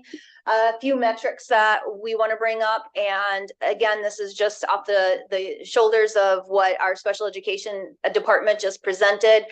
But we've seen an increase of our co-taught classes over the last couple of years. I not only want to thank our special education department and their drive and the support, but also our principals who have been on the forefront of talking to their teachers, talking to the SPED, talking to the JED, the general ed, and creating the pairs and courageously putting these classes into place. With that, percentage of students chronically absent. And again, I know that I got 2 sets of data floating out there, so I'll clean that up. The reason why that metric is in there is that if we're doing our jobs as professionals of understanding the importance of creating a safe environment, creating a belonging environment, creating a place where all students are engaged, and sometimes that requires professional learning to build that, then we're going to see our students want to come to our class. And so we wanted to track that in the sense of how are we doing. And then the percentage of students participating in MTSS or equity focused activities, 100% this year. We've had a couple of different professional learnings where teachers were engaged at both sites in structured student talk, discipline specific literacy that was really building in that tier 1 instructional strategy. Could you explain on the previous, the number of co-taught classes on the previous slide? That. No, I don't think that's it. The one you were just talking about, LCAP goal 4. Okay, Okay, yeah.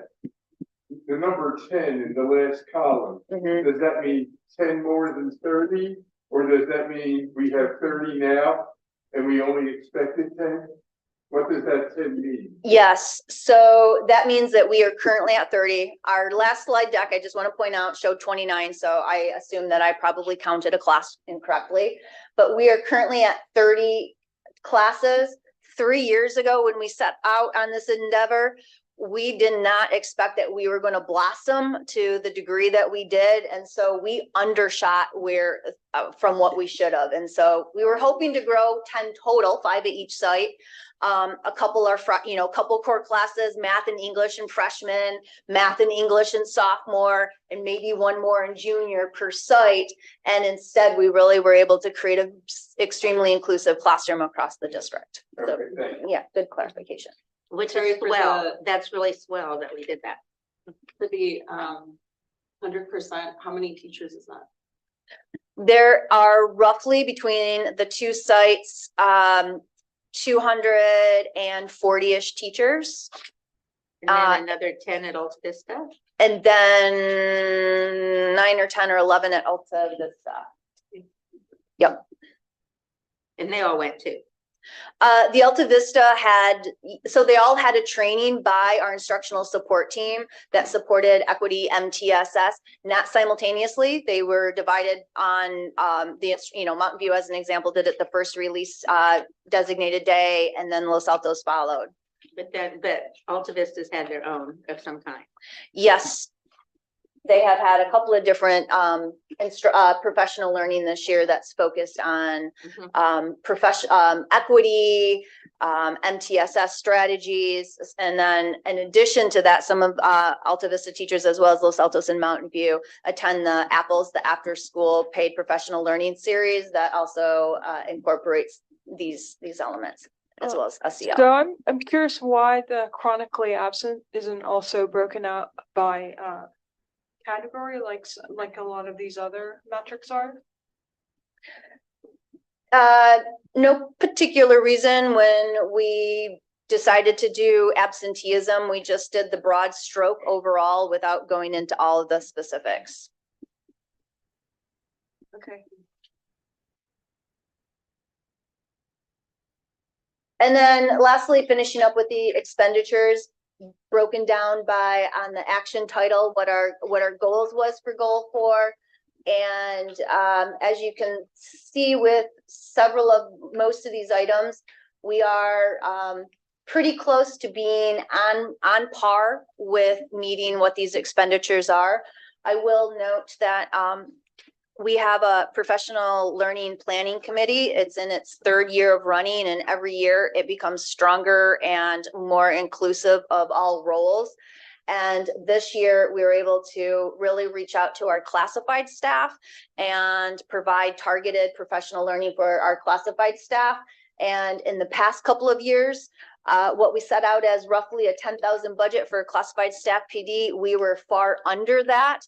And this year, I anticipate that we're going to exceed that number. And again, so that's just accolades to the PLPC and being able to reach out to our classified staff and provide important professional learning and growth for them as well.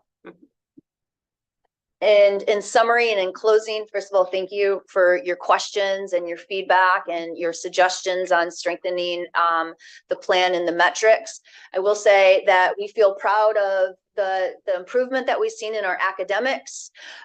We feel great that we're seeing improvement in our students feeling safe and connected on our campus, and that we are supporting our staff in differentiated specific ways that targets their particular role.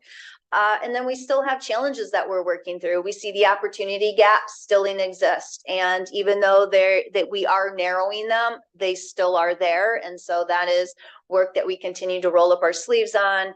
And thank you for everybody's support in making not just this report, but our work together important and helpful for our students. Thank you very much. Thank you very much. Thank you. Great way to. A lot to be proud of. Thank you. Okay, moving on, so board operations. the board suggestions for future board meetings and board reports. Yeah, I had a suggestion. I think, I mean, we're still in a pandemic. The COVID-19 level has just spiked again. People are starting to wear masks again. I was considering it for this meeting. Bill is still wearing a mask, so I feel we're still in a pandemic. And Terry mentioned pandemic challenges. I think it would be useful to talk about that specifically and what we as a board can do. Because we are still, people are still recovering, I mean, literally and figuratively from the pandemic. And I think there are still unique mental health and feeling connected to the schools, I think is still an issue. So what are you asking? I'm not sure what I'm asking. A report on pandemic. You want to report on the pandemic? No, Updates. I would like to hear from specifically from Terry and other staff, you know, what specifically, you know, the challenges are from the pandemic and what we can do as a board to help mitigate them. We've had recent information on just some minor changes since the uptick, just vaccination efforts, that kind of thing. But you're looking more for an impact on Yeah, I'm student looking for an outcomes. impact for students because I Okay. think it has had a big impact on students. We all know that, but we haven't actually, I mean, maybe you've heard it previously in previous board meetings, but I think We had in previous years, as the pandemic, the first version of the pandemic was over, as we recovered, we discussed the recovery and stuff. But I think it's still, I think people are still recovering from it, from the psychological impact. I mean, we still have students that are going through who, if I'm doing the math correctly, were online or a lockdown. But even before that, there are students who are in lockdown, whatever grade they were in, they were in lockdown during that period. And what I've been hearing is that there are behaviors they haven't seen before, that there are challenges. So I'd just like to hear more about that. And if there's anything that we as a board can do to address those challenges. And you're looking for those specific to MVLA, not necessarily regional or not statewide. regional. I mean, if there are partners that we could partner with, sure, but it's about MVLA. Post-impact or post-pandemic considerations, ramifications. Yeah, and the other thing, I may have to talk to you separately just to figure out exactly how to. And the other thing I frame thought was note, and is related to this discussion we had earlier about our English language learners, was our lower, although they're still pretty good, so kudos to the staff, but our lower numbers in the English language learner population. So I think I would like that to be a part of our discussion when we talk about English language learners. I assume that the English language learner department is coming to speak to us to Sanjay's earlier point of discussing the identification process. Identification process. Yeah, so my question though is just, I want to try to narrow it, right? It's basically specifically with special ed and basically understanding the process of identification, who gets identified going to special ed for us when they come to our district. And then the other is the significant disproportionality specifically of Latino students, which we've been, right, but that's the report we got, I think a couple of years ago, right? And understanding, you know, why that is, and, you know, maybe that'll be answered by the first question in terms of how the process is. And, you know, do we have a plan to ameliorate it? If you know, if it needs to be, right? I mean, I guess I'd like to understand, you know, maybe our percentage is okay based on what we know, right? Based on what we're doing. But that's that's one of my questions.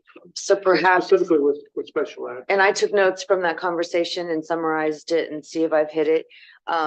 Information about the EL identification process, information about the special ed identification process, and then a report that includes under the umbrella of special ed, a list of students by ethnicity, a list of students by program, or identified disability, which was the Yeah. data point. And then, just a special ed list in general, what our percentage is by disability.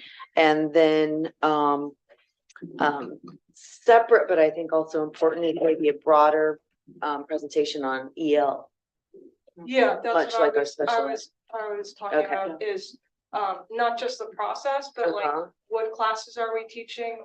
Or how are we moving towards proficiency? Mhm. You know, we want everyone to have access to A through G. Obviously, that's a much more of a challenge for an English language learner, but An what is our- overview yeah, type, what like is we our had with kind special of ed. pathway to A through G or CTE or whatever, our Uh-huh. pathway to a living wage job. What is our pathway for English language learners?